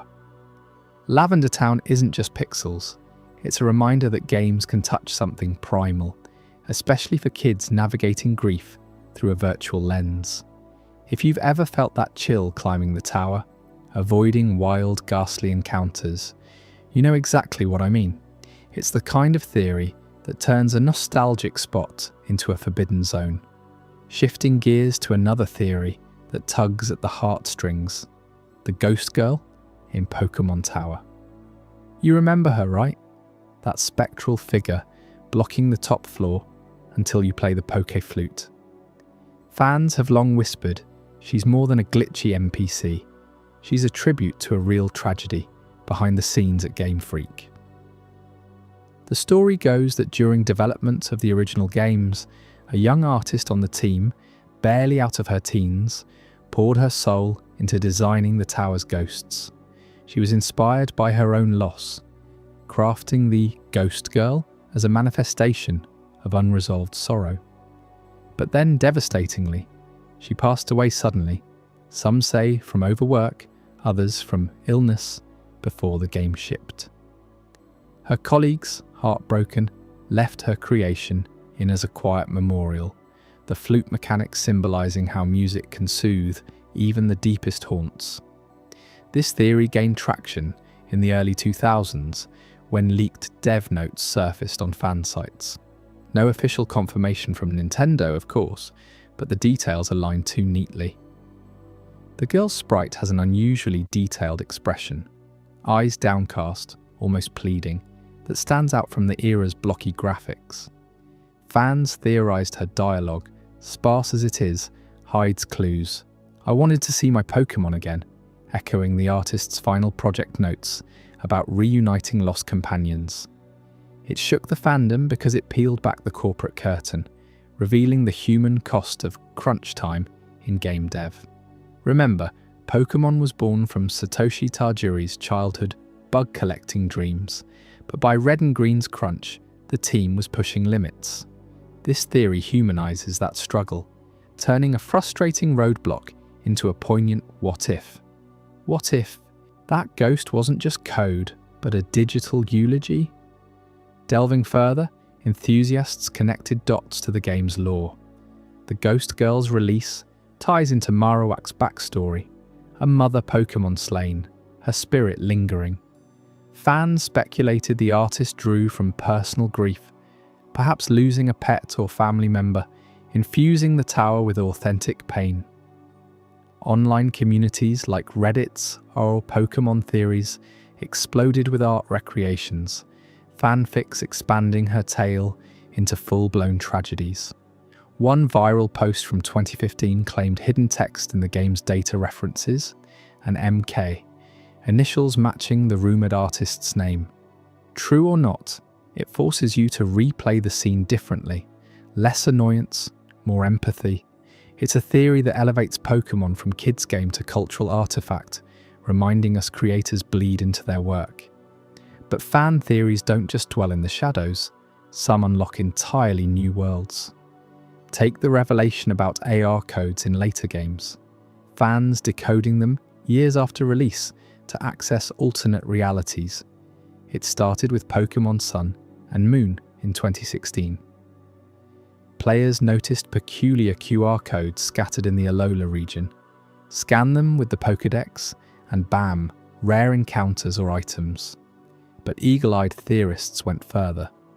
By 2018, a group on Discord cracked a meta layer, chaining specific AR scans with real-world coordinates, created portals to hidden events. These weren't official, they were fan-decoded pathways to parallel versions of the game world. Imagine scanning a code at a real-life landmark, like the Pokémon Center in Tokyo, and your game shifts. Routes rearrange, legendaries appear in new forms, even the story branches. Fans called it the Shadow Realm Protocol, theorizing it was an abandoned experiment by Game Freak to blend AR with augmented reality tech before Pokémon Go took off. The big shakeup came when one decoder, Alt Reality Hunter, shared a video of an alternate ending where Lily doesn't leave and Ultra Beasts overrun Alola. It spread like wildfire, with thousands replicating it. Nintendo stayed silent, but patches quietly nerfed some codes, fueling the fire. Why bury this? Theories range from legal issues with geo-locking to avoiding spoilers for a sequel that never happened. This revelation hit hard because it empowered fans, turning passive players into explorers. Communities formed AR hunts worldwide, from New York's Central Park, yielding a Mewtwo variant to Sydney's Opera House, unlocking Zygarde's true form. It blurred game and reality, making you question, how much untapped content lurks in your cartridge? One fan even theorized these codes tie back to the originals, with Lavender Town's music frequencies matching scan patterns. Wild, right? It shook the fandom by proving Pokémon's universe is vast, player-driven, and ever-evolving. Of course, not all theories are so grounded. Remember the missing no. Glitch in Red and Blue? Fans theorized it wasn't a bug, but a deliberate 4th-generation Pokémon, hidden to test error handling. Or the one about Mew under Cinnabar Island. Proven true, but the how-to spread via whispers, like a secret society initiation. Then there's the time travel theory for gold and silver. Celebi's Shrine allegedly lets you warp save files across versions, creating timeline inconsistencies that fans exploited for shiny hunting. These ideas bonded the community, turning glitches into gateways. Another shaker, the Elite Four's hidden agendas. In the originals, fans decoded dialogue patterns suggesting Lorelei, Bruno, Agatha, and Lance were once champions themselves, ousted in a coup. Agatha's ghost ties a nod to Lavender's hauntings, implying she orchestrated the tower's unrest. It reframes battles as political intrigue, not just fights. You start seeing patterns everywhere. The daycare man's suspicious vagueness. Bill's teleport tech as surveillance.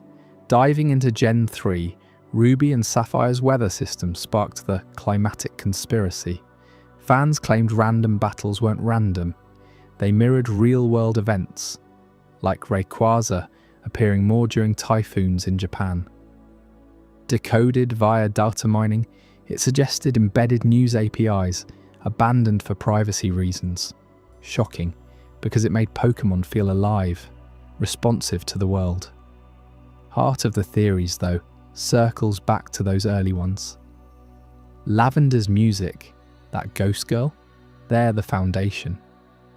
Fans have remixed the track into modern horror, created mods where the syndrome is canon, with your character hallucinating. The Ghost Girl story inspired indie games about dev tragedies, like Echoes of Code. And those AR codes? They're evolving. Fans now theorize Scarlet and Violet's open world hides similar layers, with terrestrial phenomena as keys to multiverses. What unites these theories is passion. They transform Pokémon from entertainment to enigma, inviting you to peel layers. You've probably got your own, maybe about Ditto being a failed clone of Mewtwo, or Ash's eternal 10-year-old state as a coma dream. Share in the comments, let's decode together. But if fan theories bend reality, wait until you hear about the competitive scene. Up next in Chapter 12, Competitive Scene Revelations. We'll uncover secrets that turned casual battles into a high-stakes underworld where one hidden mechanic changed championships forever. You won't want to miss how pros exploited the impossible. I hope you're as amazed by this as I am. If you want to stay updated on more content like this, make sure to subscribe and join our community of curious minds. Trust me, what's coming next will challenge everything you thought you knew. Competitive Scene Revelations. Did you know that in the cutthroat world of Pokémon competitive play, a single rule change can topple entire strategies and crown new legends? We're talking about the Video Game Championships, or VGC, where trainers from around the globe battle it out with their carefully crafted teams, and nothing shakes up the meta, quite like the arrival of Mega Evolutions. Back in Generation 6, when Pokémon X and Y hit the scene, Mega Evolutions weren't just a flashy new mechanic. They were a game changer that forced the competitive landscape to evolve overnight. Imagine this. You're a top trainer. You've spent months perfecting your team around speed and synergy, and suddenly, these powered-up forms let Pokémon like Charizard or Garchomp burst into battles with abilities that no one saw coming. Mega Charizard X, with its dragon typing and tough claws, could sweep entire teams if you weren't prepared. But here's where it gets really intense. These Megas didn't just add power, they created imbalances that the community couldn't ignore. As VGC formats shifted to accommodate them, organisers had to step in with bans that rippled through the scene like aftershocks. Take Mega Rayquaza, for example. This beast was so overwhelmingly dominant that it could Mega Evolve without needing a stone, turning it into an airborne juggernaut that outsped and outdamaged almost everything. In the 2014 World Championships, teams built around it were winning left and right, but by the next season the rules committee dropped the hammer. They banned it from certain formats, citing how it stifled creativity and made battles predictable. You can picture the outrage online. Forums lit up with debates about fairness, with some trainers arguing it was the spirit of innovation, while others called it pay to win, since Megastones were tied to specific games. These bans weren't arbitrary. They were meta-shifting moves designed to keep the competition fresh. Fast forward to later generations, and you see the pattern repeat. Mega Evolutions paved the way for even wilder mechanics like Z-moves and Dynamax, each one prompting fresh bans to prevent any single Pokémon from dominating. It's this constant evolution that keeps VGC so addictive. You're not just playing the game, you're playing against the game's own history of adaptations. But let's dive deeper into how these changes affected real-world strategies. In the early days of Mega Evolutions, the double battle format of VGC amplified their impact. You'd have two Pokémon on the field at once, and if one Mega evolved, it could cover for its partner's weaknesses while dishing out massive damage. Remember the 2015 Worlds? The champion, Wolf Glick, built his team around Mega Altaria, using its Dragon Dance to boost speed and then sweeping with Fairy-type moves that countered the prevalent Steel and Dragon threats. Without those bans on overpowered Megas like Rayquaza, the meta would have been a one-trick pony. But the restrictions opened doors for underdogs. Trainers started experimenting with lesser-known Megas like Mega Medicum, which could priority punch its way through faster foes. These shifts weren't just about power levels, they influenced team composition entirely. Speed tiers got redefined, type coverage became more critical, and support. Roles like hazard setters saw a resurgence. You might think it's all about raw stats, but no. The real thrill comes from adapting to these bans, turning potential losses into clever comebacks. Now, speaking of clever adaptations, there's a Pokémon that's been lurking in the competitive shadows for years, often overlooked but hiding a secret that's straight out of a programmer's notebook. Ditto, that unassuming blob capable of transforming into any Pokémon it faces. Its mimicry isn't just a battle gimmick. It conceals a far more technical purpose rooted in the game's very code. You see, when the original Pokémon games were being developed, glitches were rampant. The code was complex, with hundreds of species, moves and abilities all interacting in ways that could crash the system. Enter Ditto as a behind-the-scenes hero. Developers at Game Freak used its transformation ability as a debugging tool, allowing testers to mimic any Pokémon on the fly without needing to load separate data files. This meant they could replicate glitches quickly, say a moveset error in a rare encounter, and fix them without restarting entire simulations. It's like having a Swiss Army knife in your codebase. Ditto's transform move essentially copies the target's stats, types, and even held items, making it perfect for isolating bugs. Think about it. In the frantic rush to polish red and blue before launch, programmers would battle Ditto against problematic Pokémon to trigger specific animations or AI behaviours, then patch the issues right there. This role stayed somewhat hidden because revealing it might spoil the magic of discovery for players, but competitive trainers have long exploited Ditto's flexibility.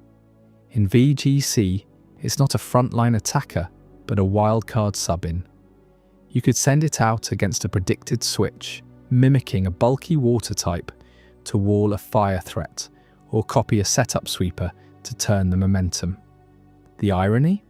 While Megas were getting banned for being too strong, Ditto flew under the radar precisely because its power is borrowed, not inherent.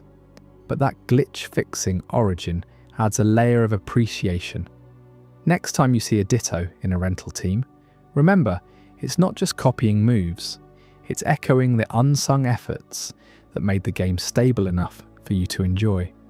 Of course, the competitive scene thrives on mind games, and no twist captures that better than how world champions have bent the Sleep Clause rules into strategies that feel almost psychic.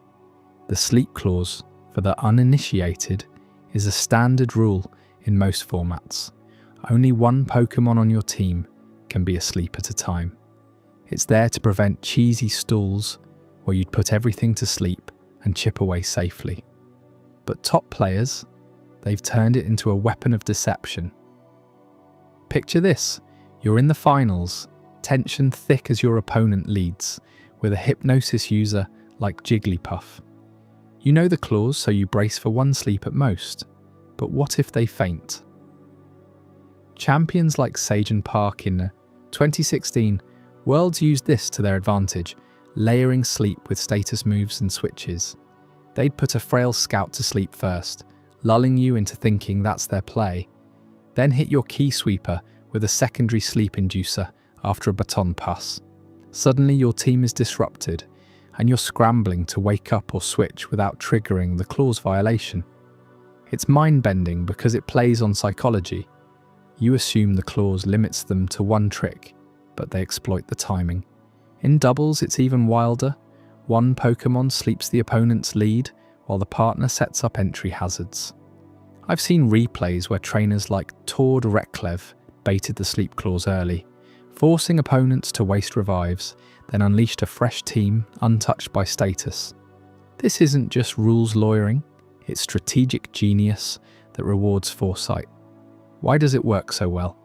Because sleep is the ultimate control mechanic, immobilizing a Pokémon for turns while you position yours. Bans on sleep inducers, like certain items, have been proposed, but the clause keeps it balanced, allowing these exploits without breaking the game. You have to admire the champions who master it.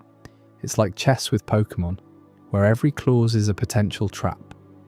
Let's expand on that twist a bit more, because the Sleep Clause sagas are packed with stories that keep you on the edge of your seat. Take the 2018 World Championships. The underdog finalist from Japan pulled off a Sleep Clause mind game that shocked commentators. Facing a mirror match, they induced sleep on their own Pokémon via alley switch shenanigans. Claws intact since it was self-inflicted, then mirrored the opponent's strategy back at them. The crowd went wild. It was a revelation that the rule could be flipped for self-sabotage to bait switches. Or consider older formats, pre-Mega, where Breloom's Spore was king. Trainers exploited the claws by rotating sleep targets mid-battle, using U-turn to swap out the afflicted one before the opponent could capitalize. These moments aren't accidents. They're the result of hundreds of hours in practice lobbies, dissecting rulebooks like sacred texts. And in VGC specifically, with its restricted pools, mastering sleep becomes a meta staple. Teams without reliable sleepers often falter against those who do. But don't think it's all high-level pros. Even casual competitive play benefits from understanding these layers. If you're building your first VGC team, consider how Mega Evolutions interact with status. A Mega Venusaur putting foes to sleep with sleep powder, then walled by the claws. That's a ban-worthy combo in some eyes, but it forces you to diversify. Ditto fits here too. Imagine mimicking a sleeper like Musharna, inheriting its moves and landing a surprise status before transforming back. It's these interconnections that make the scene so rich. One mechanic bleeds into another, creating endless possibilities. The bans on Megas weren't just about power creep. They preserved room for these subtle plays, ensuring that strategy trumps brute force every time. As we peel back these layers of the competitive world, it's clear that VGC isn't static. It's a living, breathing ecosystem where evolutions, hidden tools, and rule twists keep it evolving. You've probably felt that rush yourself, queuing up for a battle and wondering what curveball awaits. But hold on, because the Pokémon universe doesn't stop at the core games. Up next, we'll explore spin-offs and unexpected expansions, where the franchise branches out in ways that will blow your mind. From trading card crossovers to mobile adventures you never saw coming. What hidden gems are waiting in those side paths? Stick around, you won't want to miss it. Spin-offs and unexpected expansions. Did you know that while the main Pokémon games have you battling and catching creatures across vast regions, some of the most mind-bending spin-offs take those core ideas and flip them on their head, revealing layers of the Pokémon world you never imagined?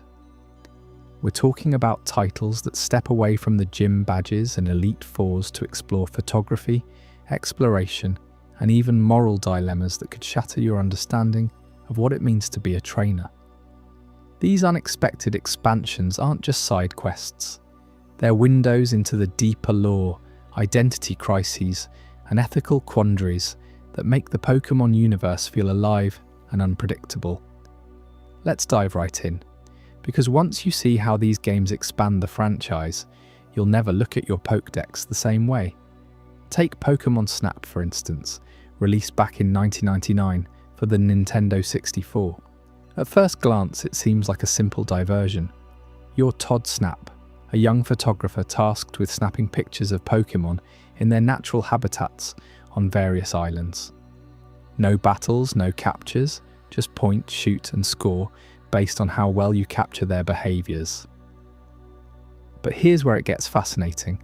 That photography mechanic isn't just a gimmick. It's a deliberate tool designed to uncover the environmental lore hidden beneath the surface of the Pokémon world. Think about it. In the main games, regions like Kanto or Johto are bustling with trainers and gyms. But Snap transports you to the Orange Islands, a chain of volcanic and tropical locales teeming with untamed Pokémon.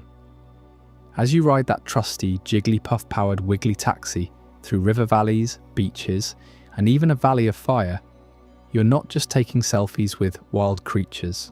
You're piecing together the ecosystem's secrets.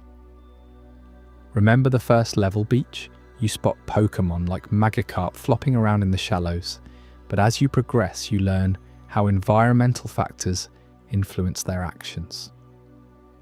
Spray water with your Pokémon sign to lure out shy ones, like a hiding Xatu that only emerges if you time it just right. Each photo isn't random, it's a clue to the lore. For example, in the Valley course, you photograph a herd of Doduo racing across the plains, but zoom in on the background and you'll notice ancient ruins etched with symbols that hint at long-lost civilizations coexisting with Pokémon. The game's director, Koji Nishino, drew inspiration from real-world nature documentaries, wanting players to feel like wildlife photographers uncovering the wild side of Pokémon society. And it works. Your high-score photos get added to an album that essentially becomes a visual encyclopedia, revealing behaviours like Electrode rolling down hills in perfect sync, or a Porygon glitching through the air, suggesting artificial life forms integrated into nature. But the real depth comes in how Snap exposes the interconnectedness of the environment.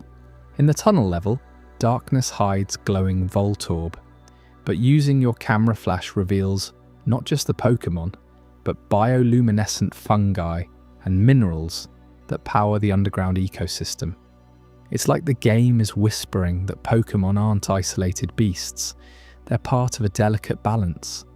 Mess it up, like accidentally startling a group of Zubat, and the whole cave sequence changes, with fewer sightings and lower scores. This mechanic forces you to respect the lore. The islands are alive, shaped by Pokémon migrations, weather patterns, and even human interference from a research station run by Professor Oak's assistant. By the end, when you reach the summit of Volcano and capture Mew soaring above lava flows, you realise Snap isn't about collecting trophies. It's about documenting the world's hidden stories, lore that the main games only hint at through Pokédex entries.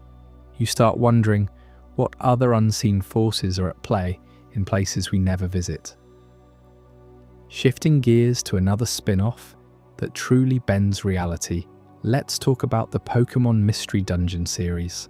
Starting with the original Explorers of Time and Darkness in 2007 for the Nintendo DS, these games throw you into a roguelike adventure where you're not a human trainer. You wake up as a Pokémon yourself, amnesiac and thrust into a world run entirely by Pokémon. But the twist that hits hardest? You're actually a human who's been transformed into a Pokémon, and that revelation isn't just plot fodder. It dives deep into themes of identity, belonging, and what it means to lose yourself in a world that doesn't recognize you anymore. Imagine booting up the game and choosing your starter, maybe a Pikachu or a Chikorita, only to partner with another Pokémon like a Mudkip, forming a rescue team to delve into mystery dungeons. These procedural mazes are full of traps, items, and foes, where belly hunger mechanics mean you have to scavenge orange berries just to survive. It's tense, replayable chaos, but the story layers on emotional weight. As you progress, flashbacks reveal your human life. You are an ordinary kid pulled through a dimensional rift into the Pokémon world. Your body changed to match the inhabitants. Why? To fulfill a prophecy as a hero against a looming catastrophe. This human-to-Pokémon twist isn't revealed until midway through, building suspense as you grapple with fragmented memories.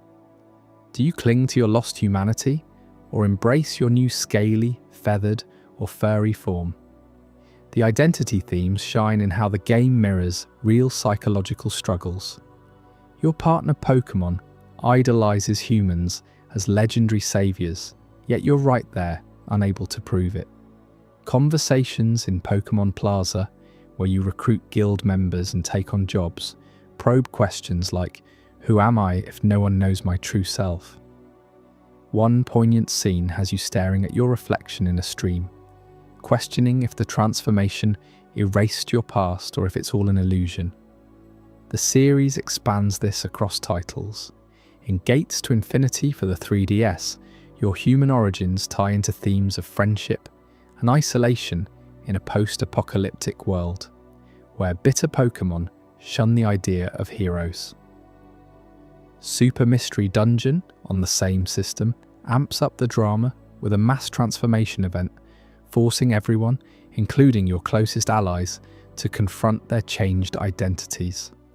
It's not just gameplay, it's a narrative exploring imposter syndrome, adaptation, and self-acceptance.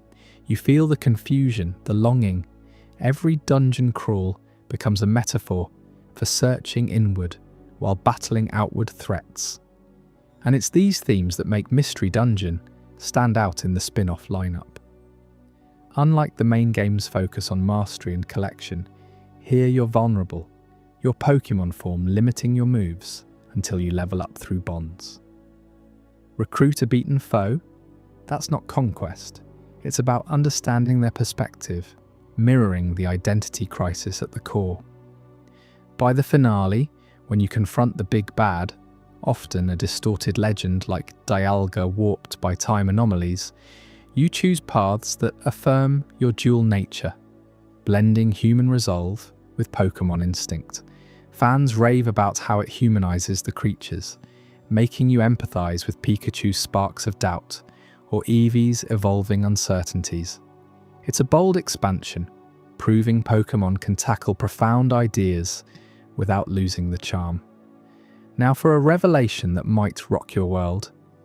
The Pokémon Ranger series, spanning 3 games from 2006 to 2010, introduces a capture mechanic based on drawing loops around wild Pokémon with your DS stylus, styling you as an eco-guardian rather than a battler. But buried in development files and early concepts is something darker, morality choices with unused endings that veer into grim territory, hinting at a franchise willing to explore the consequences of power gone wrong. In Ranger, you join the Ranger organization to protect Fiore, Almia, or Oblivia from poachers and rogue Pokémon. The gameplay loop is addictive. Capture temporarily by syncing your styler to calm them, then release for tasks like smashing boulders or crossing water. It's cooperative, emphasizing harmony over dominance. Yet the stories touch on ethical lines, corporate exploitation in the first game, ancient artifacts corrupting legends in the sequels. What got scrubbed? Dark endings where your choices lead to irreversible harm. Leaked beta notes from Game Freak show prototypes where overusing your styler could corrupt Pokémon, turning them feral and forcing you to abandon regions. Imagine in Ranger 2, Shadows of Almia, instead of saving the day, a path where you ally with villains for personal gain results in a wasteland ending, with your character exiled as a styler tyrant. These weren't implemented, likely to keep the tone family-friendly, but they reveal intent to probe morality. Is protecting nature worth bending rules, or does it make you the monster? Dig deeper, and you see how Ranger expands lore through these choices. In the third game, Guardian Signs, you decode ancient Goroku ruins, but unused scripts had branching narratives where ignoring warnings awakens dark Rye-like entities, dooming islands to eternal night. It's a what-if that echoes real environmental debates. Rangers as flawed heroes, their tech a double-edged sword. Even in the released versions, subtle hints linger. A side quest where a ranger goes rogue, or dialogues questioning if capturing legends like Entei disrupts balance. This revelation adds shadow to the spin-offs, showing Pokémon's creators toyed with complexity before dialing back. These spin-offs, Snap's eco-revelations, Mystery Dungeon's soul-searching, Ranger's ethical tightrope, prove the franchise's genius lies in unexpected directions. They don't just fill gaps, they redefine what Pokémon can be, blending whimsy with wisdom.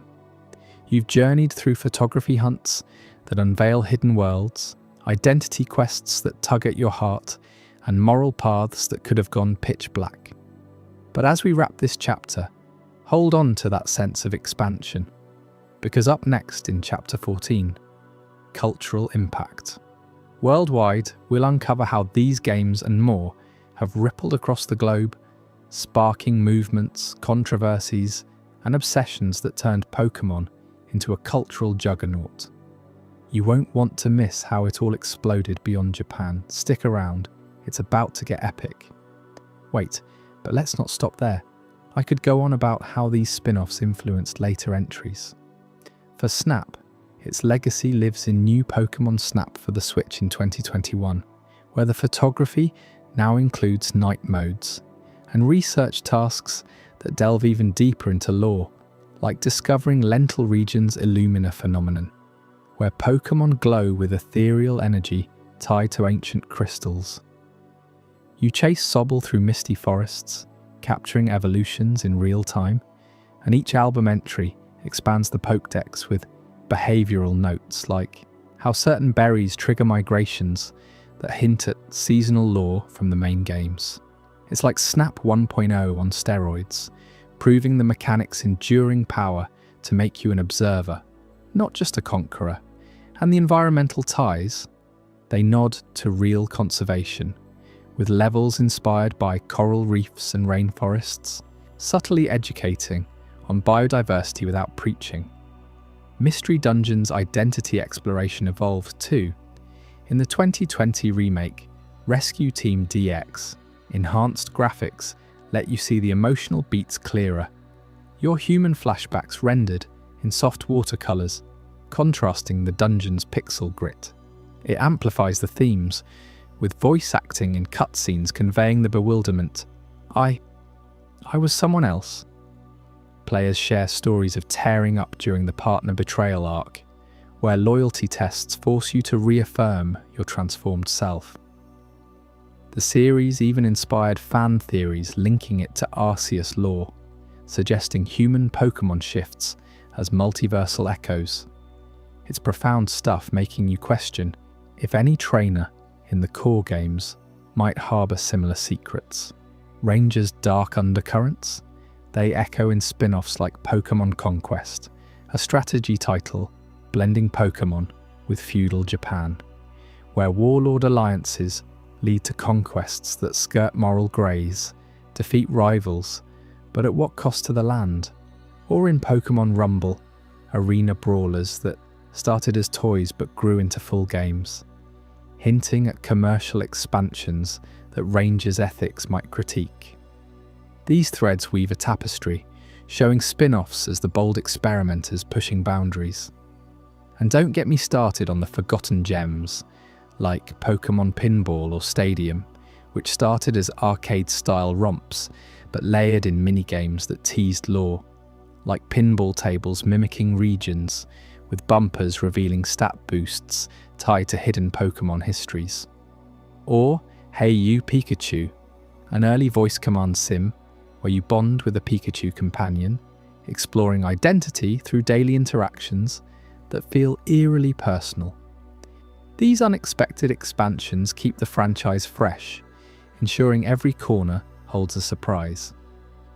As we build this foundation of spin-off wonders, remember how they complement the core. Snap's photos could inspire a trainer's strategy. Mystery Dungeon's bonds deepen team dynamics. Ranger's harmony tempers battling's aggression. It's all connected, expanding your view of the Pokémon cosmos.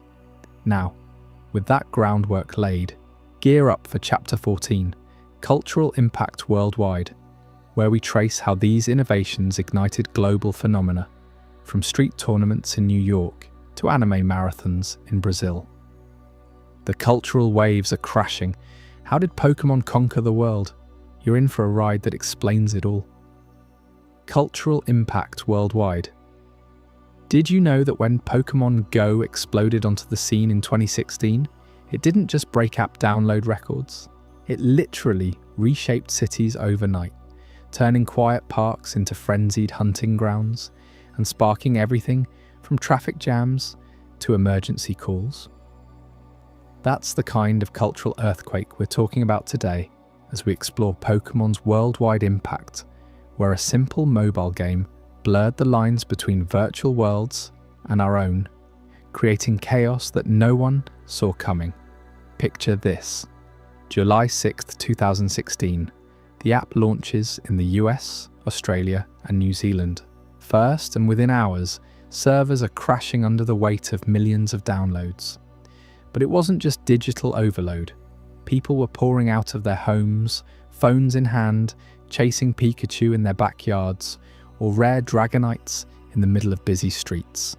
In New York City, Central Park became a sea of trainers, with reports of over 100,000 players converging in one spot, leading to portable toilets running out and food trucks selling out before noon.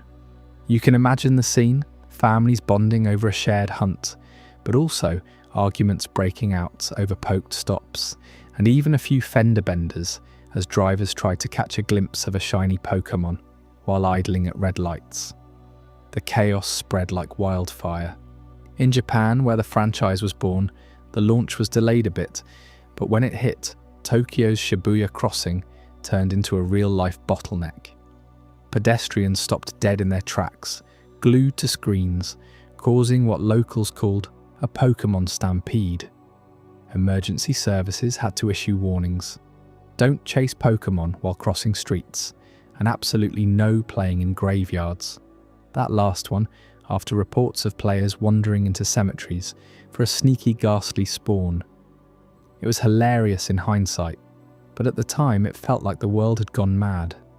Hospitals saw a spike in injuries from trips and falls, and police in places like Missouri even had to rescue a man who climbed a 30-foot tower for a rare find, only to get stuck up there. But here's where it gets wild. This frenzy didn't stay contained to streets and parks. Pokémon Go's augmented reality magic pulled people into the real world in ways that boosted economies overnight. Businesses caught on quick.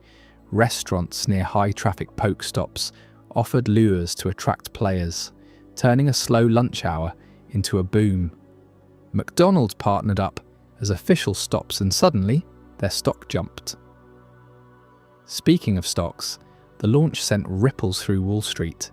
Nintendo, who published the game through Niantic, saw their shares skyrocket by 23% in just 2 days, adding billions to their market cap. It was the biggest single-day gain for the company in years, proving that Pokémon wasn't just kids' stuff anymore. It was a financial juggernaut.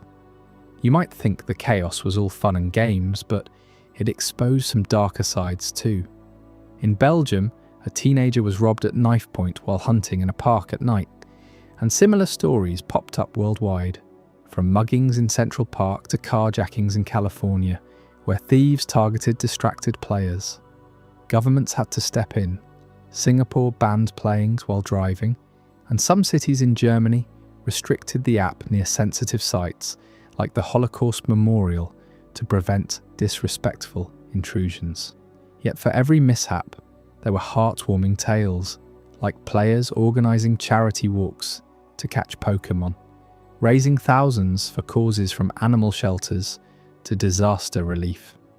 It was a double-edged sword, this cultural phenomenon, forcing society to grapple with how technology invades our daily lives.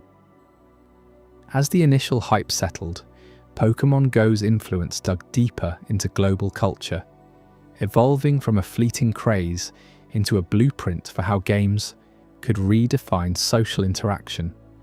Downloads hit 1 billion worldwide within a year, but the real impact, it normalized AR in everyday life, paving the way for things like Snapchat filters and even educational apps. In education, teachers in the UK started using it to teach geography, having kids map out local landmarks while hunting. And don't get me started on the fitness angle. Health experts praised how it got sedentary gamers moving, with studies showing average daily steps for players doubling in the first month. You were part of this shift, whether you knew it or not. Pokémon Go made exercise feel like an adventure, not a chore. Shifting gears to the economic powerhouse that Pokémon became, let's talk merchandise. What started as trading cards and plush toys in the 90s ballooned into a global empire worth tens of billions. By the early 2000s, licensed products flooded shelves everywhere, from cereal boxes in the US to school supplies in Brazil. But the real story is how this empire revealed shadowy underbellies, like billion-dollar black markets that thrived on scarcity and hype. Take the card game. During the Sword and Shield era, rare cards like the Charizard VMAX fetched thousands at auctions, but counterfeit rings in China were pumping out fakes so good they fooled experts. Interpol even busted operations worth over $2 million, where bootleggers used 3D printers to replicate holograms, shipping them to underground markets in Europe and the US. You won't believe the scale. In 2019, a raid in Southeast Asia uncovered a factory producing fake Pokémon plushies and figures, valued at $100 million on the black market. These weren't cheap knockoffs, they were high-quality replicas sold online through shady sites, undercutting official merch while funding everything from organised crime to wildlife trafficking. The Pokémon Company had to ramp up holograms, RFID tags, and even AI detection to fight back, but the cat was out of the bag. Fans in places like Russia and India, where official imports were pricey, turned to these markets out of desperation, creating a parallel economy that dwarfed some small countries' GDPs. It's a reminder of how beloved franchises can inadvertently fuel illicit trades, turning a kid's toy into a criminal commodity. And it's not just cards or toys, the black market extended to virtual goods too. In Pokémon Home and online trades, hackers exploited glitches to duplicate shiny legendaries, selling accounts for hundreds of bucks on dark web forums. One notorious ring in Eastern Europe made $50 million before getting shut down, using bots to farm rare items 24/7. What makes this sting? It's the betrayal of the community spirit Pokémon builds, where trading was meant to be about friendship, not fraud. Yet the company turned it around with stricter verification and community reporting, proving their adaptability in this global arena. Now for a twist that ties into sports and international events. Who knew Pokémon's cultural reach extended to the Olympics? In the lead up to the 2020 Tokyo Games, delayed to 2021 due to the pandemic, the International Olympic Committee collaborated with the Pokémon Company on official artwork. At first glance, it was cute, Pikachu cheering alongside Olympic rings. But hidden in the details were cameos from real athletes, subtly integrated as if they were Pokémon trainers themselves. Look closely at the murals in Tokyo stations, and you'd spot swimmer Kosuke Kitajima, stylized as a water-type master, or gymnast Kohei Uchimura with a fighting-type flair. It was a clever nod, blending Japan's pride in both its icons. These weren't random, they were approved Easter eggs to hype the games, with athletes themselves posing for the artists. The twist? Most fans missed them entirely until a viral tweet in 2021 pointed it out, sparking a worldwide scavenger hunt for more. It humanized the Olympics during a tough time, showing how Pokémon could bridge pop culture and elite sports. In Paris 2024, rumors swirled of similar integrations, with Snorlax representing the marathon's endurance.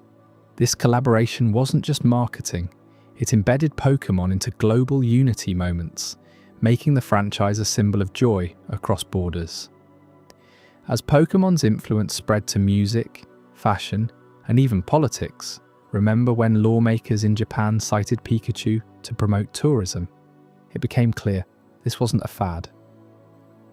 Collaborations with brands like Vans for sneaker lines or Uniqlo for apparel generated millions, while fan art movements on social media created subcultures that rivaled K-pop in devotion. In Africa, where the franchise arrived later, bootleg cartoons dubbed in local languages introduced generations to adventure and strategy, fostering esports scenes in unexpected places like Nairobi. But let's zoom out. The cultural impact worldwide is about connection in a divided world.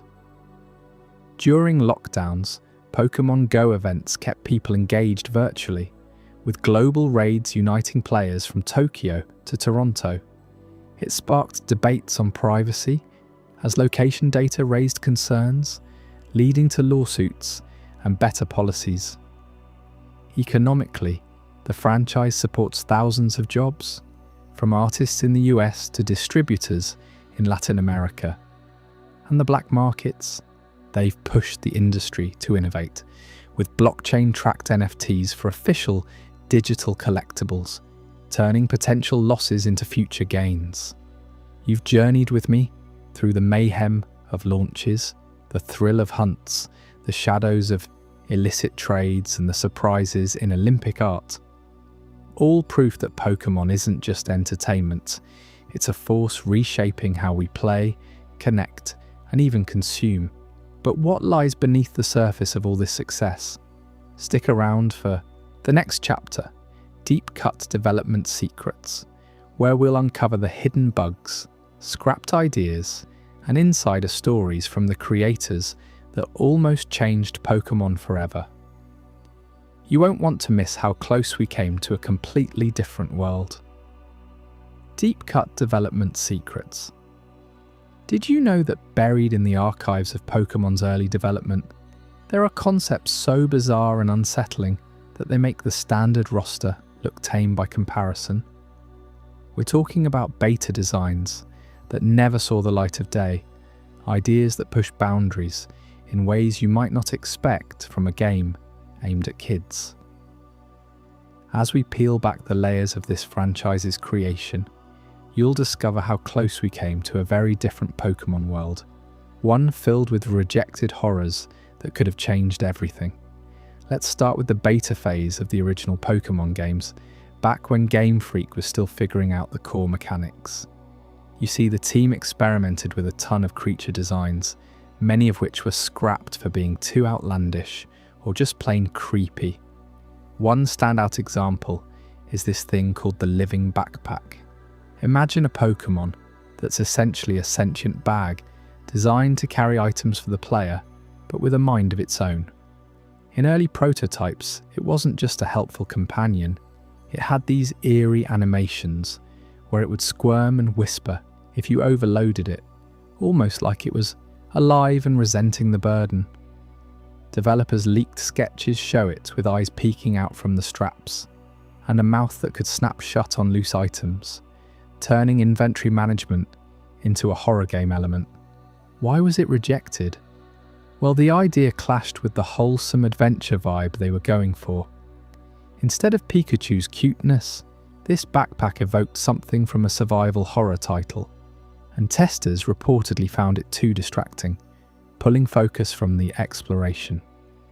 But think about it, if it had made it in, your journey through Kanto might have involved negotiating with your own gear, adding a layer of unpredictability that could have made battles feel even more personal. That living backpack wasn't alone in the reject pile. There were other horrors lurking in those beta files, like a ghostly chain Pokémon inspired by urban legends, where it would link up with wild Pokémon to form temporary alliances, dragging you into multi-battles without warning. Or the sludge monster, a blob-like creature that absorbed environmental trash to evolve, reflecting early environmental themes that got dialed back. These designs were unearthed by data miners years later, combing through old ROMs and developer interviews. It's fascinating how they reveal the trial and error process. Game Freak poured heart into these, only to pivot when playtesting showed they overwhelmed the simple joy of catching and training. You can almost feel the frustration in those discarded ideas, the what-ifs that make you wonder how Pokémon might have evolved into something darker, more narrative-driven from the start. Shifting gears from creature concepts to the sounds that bring them to life, let's talk about the soundtrack composers and their sneaky personal touches. Pokémon's music has always been iconic, but dig deeper and you'll find Easter eggs woven right into the remixes that honour the originals while adding hidden layers. Take Junichi Masuda, one of the key composers from the early days. In the remixes for Pokémon Gold and Silver, he embedded subtle motifs from his own life. For instance, the Lavender Town remix includes faint chimes that mimic the sound of a bicycle bell, a nod to his daily commute during development when he'd bike through Tokyo streets, brainstorming melodies. It's not just random. If you slow down the track or use audio analysis tools, those bells sync up with the ghost Pokémon encounters, creating this eerie, personal echo that fans only discovered in fan forums years later. Then there's Goichi Nose, who worked on the advanced generations. In the remixes for Ruby and Sapphire, he hid references to his favourite childhood snacks. Listen closely to the battle theme against the Elite Four, and there's a rhythmic percussion pattern that matches the jingle of Pocky Sticks being unwrapped, his go-to treat during late-night sessions. He confirmed this in a rare interview, saying it was his way of injecting levity into the high-stakes music. These aren't overt, they're subtle enough that casual players miss them, but for audiophiles and die-hard fans, they're like secret handshakes from the creators. Imagine blasting that theme during a tough gym battle, unknowingly grooving to a composer's snack break. It humanises the process, showing how these tracks aren't just filler. They're infused with the lives of the people behind them. But the Easter eggs go beyond personal quirks. In Diamond and Pearl remixes, the team layered in reversed audio clips of Pokémon cries that spell out messages in Morse code. One segment in the Sinnoh region theme translates to "Keep Going," a motivational nudge from the composers who knew the game's length could wear players down. These weren't accidents, they were deliberate, tested in betas to ensure they didn't disrupt the flow. Discovering them feels like cracking a code, pulling you deeper into the game's fabric. You might replay tracks on loop, headphones on, hunting for more, and that's the magic. These secrets reward curiosity, turning passive listening into an active treasure hunt. Now for a revelation that really shakes things up. Hidden in the game's code are unused maps that hint at entire scrapped regions brimming with wild lore. Data miners stumbled on these in the Gold and Silver source files, chunks of terrain data for areas called Dark Ruins and Echo Valley that never loaded in the final build. These weren't just empty spaces. They came with scripted events, NPC dialogues, and environmental storytelling that suggested a parallel world tied to the legendary Pokémon. Picture this, a region where Mewtwo's creation myth unfolds in real time, with labs hidden in volcanic caves and rival trainers who defect to a shadowy organization. The lore here gets intense. Texts describe ancient guardians that could manipulate time, foreshadowing Dialga and Palkia, but with a twist, where players would ally with them against a human cult, worshipping fossilized gods. Why scrap it? Development constraints, mostly. The Game Boy's limits meant prioritizing the core Johto arc, but remnants linger in the code, like texture files for bioluminescent forests that pulse with hidden rhythms, syncing to an unused soundtrack. Fan theories exploded from this. Some say it was meant as a post-game expansion. Others speculated influenced later games, like Black and White with their moral dilemmas.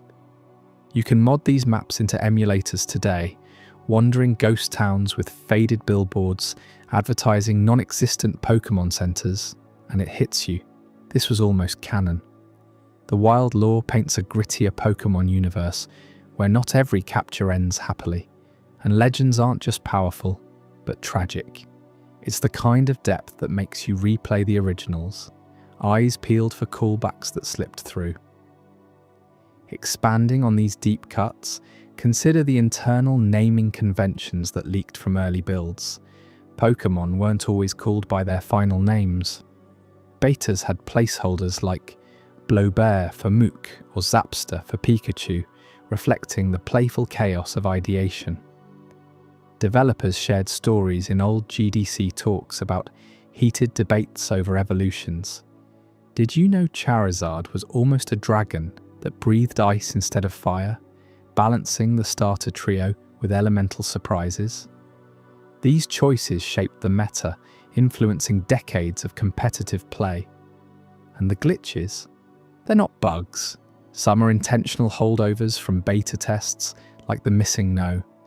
Encounter, which originated as a debug tool to spawn rare items, accidentally left in for that infamous glitch that corrupted saves but also minted millionaire trainers in the trading card scene.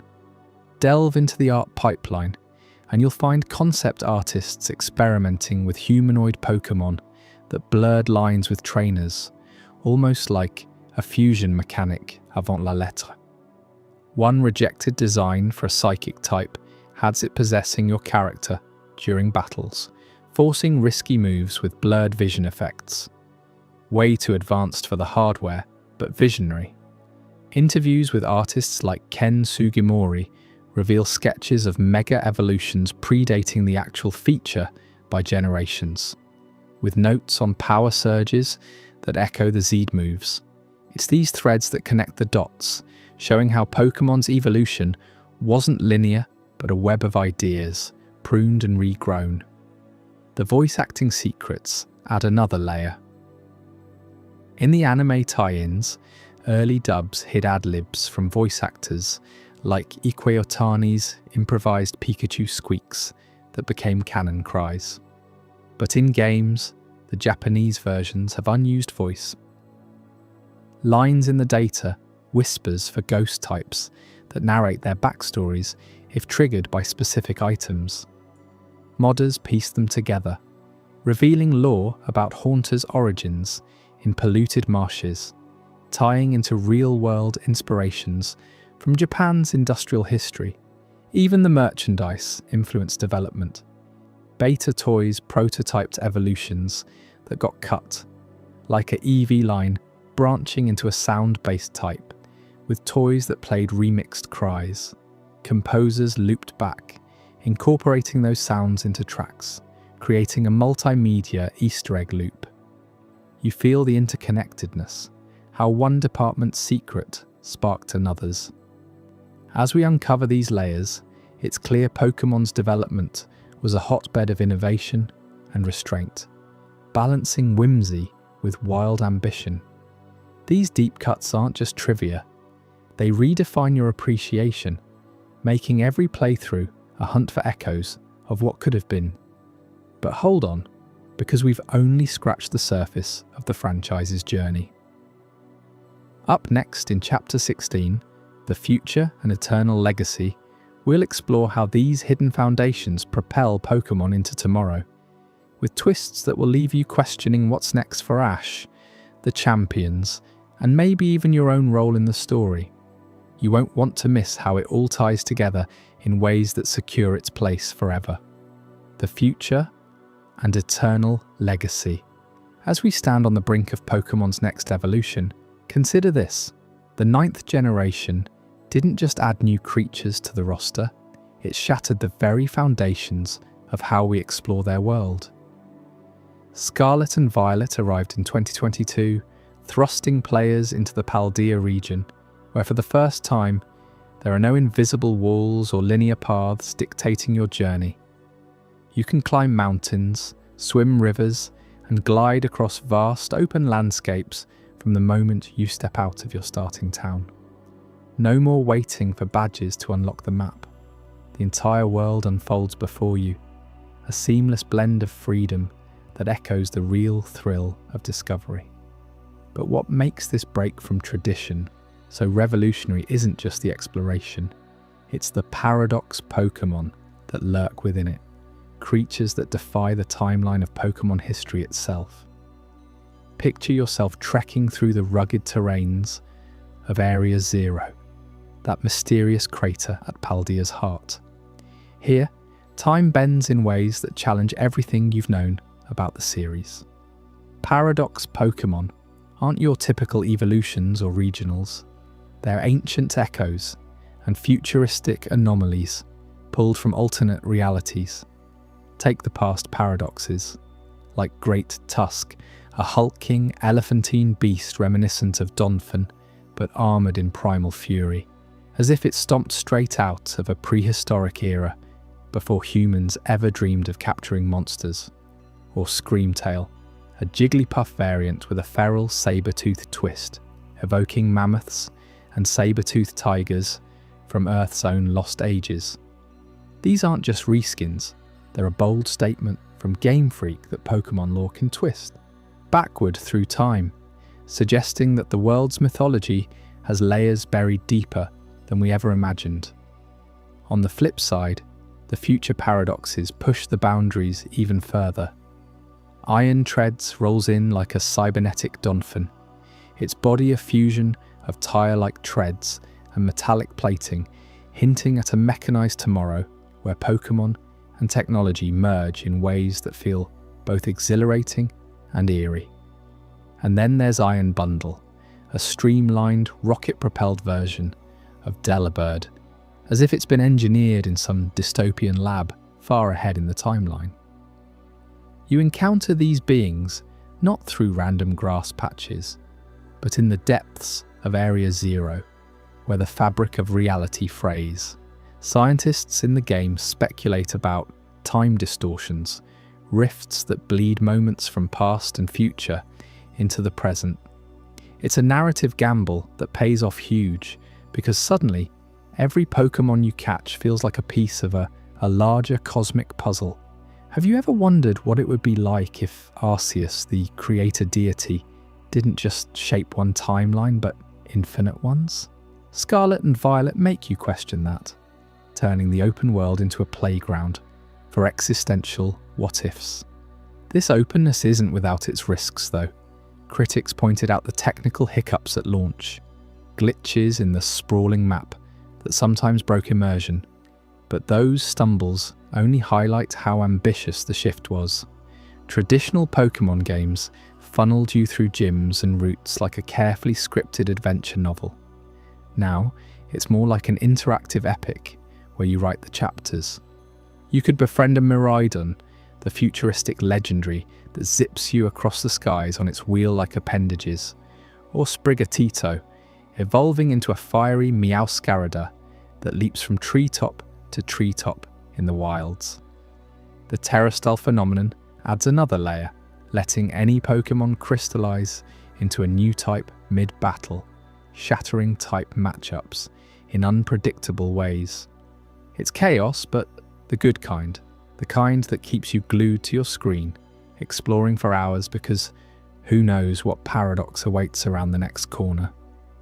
Building on this foundation of fractured time, the Teal Mask DLC for Scarlet and Violet takes us even deeper into the mythos, unveiling ancient heroes whose stories weave seamlessly into modern legends.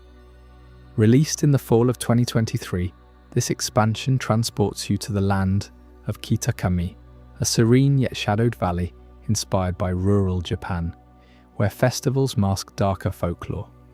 At its core is the loyal three, Okidogi, Munkidori, and Fezandipiti, once revered as protectors, but revealed as cunning deceivers in a tale of betrayal that rivals the great epics. You play as part of the school trip, but soon you're unravelling the Ogerpon legend, a masked spirit based on Japanese yokai like the Tengu, who wields a spectral club and shifts forms with the seasons. Ogerpon isn't just a new Pokémon, it's a symbol of misunderstood outcasts, much like so many pocket monsters throughout the series. What hits you hardest is how these ancient heroes tie directly to the myths echoed in today's Pokémon battles. The Loyal Three were said to have saved Kitakami from a rampaging ogre, but the truth, as you uncover it, flips the script. They were the villains, hoarding sacred relics while Ogerpon, the true guardian, was driven into hiding. This DLC doesn't just add Pokémon like the returning Petarant, a mythical, peach-like imp that manipulates emotions through mochi. It revives forgotten Japanese myths, blending them with the paradox themes from the base game. Imagine ancient warriors donning masks to commune with spirits, their loyalties tested by greed. Now in your hands, you command those same spirits in raids and shiny hunts. It's a bridge between eras, showing how Pokemon's legacy isn't static. It's alive, evolving with cultural threads that pull from Shinto tales of Kitsune and Oni right into your Switch. You might find yourself pausing during a quiet moment in Kitakami's festival, reflecting on how these stories mirror the heroes we've cheered for since Red and Blue. Just as Ash Ketchum chased dreams across regions, these ancient figures chased power, their legacies distorted by time, much like the paradoxes in Paldea. The DLC introduces the Mochi Mayhem epilogue, where Petulant's curse unleashes ghostly echoes of the past, forcing you to battle spectral versions of the Loyal Three. It's suspenseful, heart-pounding. Will you break the cycle of myth and misunderstanding? And tying back to the open world, Kitakami integrates perfectly, with new paths and secrets hidden in the DLC's meadows, encouraging you to revisit Paldea with fresh eyes. But let's zoom out for a second. These innovations in Scarlet and Violet, amplified by the Teal Mask, aren't isolated. They're part of a deliberate push to keep Pokémon feeling boundless. The Indigo Disc, the second part of the DLC, expands this further with the Blueberry Academy and battles against returning legendaries. But it's the ancient modern fusion that lingers. Think about how Paradox Pokémon could foreshadow crossovers with other timelines. Maybe a future game where you ally with ancient heroes against futuristic threats. Or how Ogerpon's masks inspire new mechanics for disguise and deception in battles. Game Freak isn't content with recycling. They're reimagining, ensuring that every generation builds on the last while breaking molds. Now, as we approach the heart of Pokemon's eternal legacy, pause and ask yourself, what does all this mean for the fans like you who've stuck with the series through 1,000 plus creatures and countless adventures?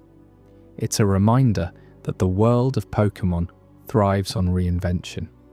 From the bug-collecting days of Satoshi Tajiri, who drew inspiration from his childhood hunts in the Japanese countryside, to these sprawling open worlds, the core spark remains discovery.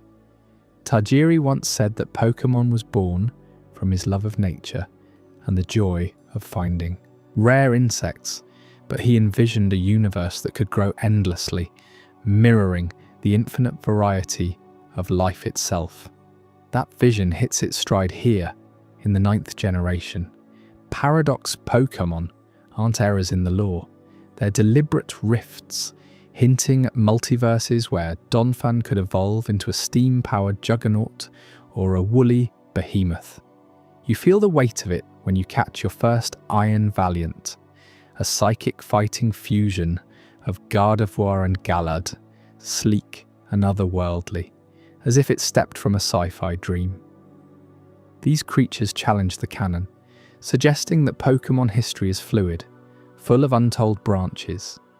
And in Teal Mask, the ancient heroes aren't dusty relics. They're vibrant forces, their myths alive in the masks you equip and the stories you share with friends online. Delve deeper, and you'll see how this ties into the broader ecosystem. Scarlet and Violet introduced the picnic feature, where you can relax in the wilds, tossing sandwiches to attract rare spawns, a nod to Tajiri's picnics with his collections. But layer in the paradoxes, and those picnics become portals to wonder. Will a screamtail wander by, or an iron moth fluttering with mechanical wings?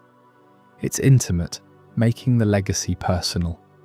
You aren't just playing, you're preserving a tradition of curiosity that Tajiri instilled from the start. The Teal Mask elevates this by grounding the fantastical in cultural depth. Kitakami's festivals, with their lanterns and dances, evoke real Japanese harvest celebrations, but infused with Pokémon flair. The ancient hero's tale of loyalty and deception resonates because it's human or trainer-like. You've probably faced similar twists in your own playthroughs, allying with Pokémon only to learn their hidden pains. Ogerpon's journey, from feared monster to cherished ally, mirrors that, urging you to look beyond appearances, just as Tajiri encouraged empathy toward all creatures. And here's where the emotional pull intensifies. This legacy isn't ending, it's accelerating.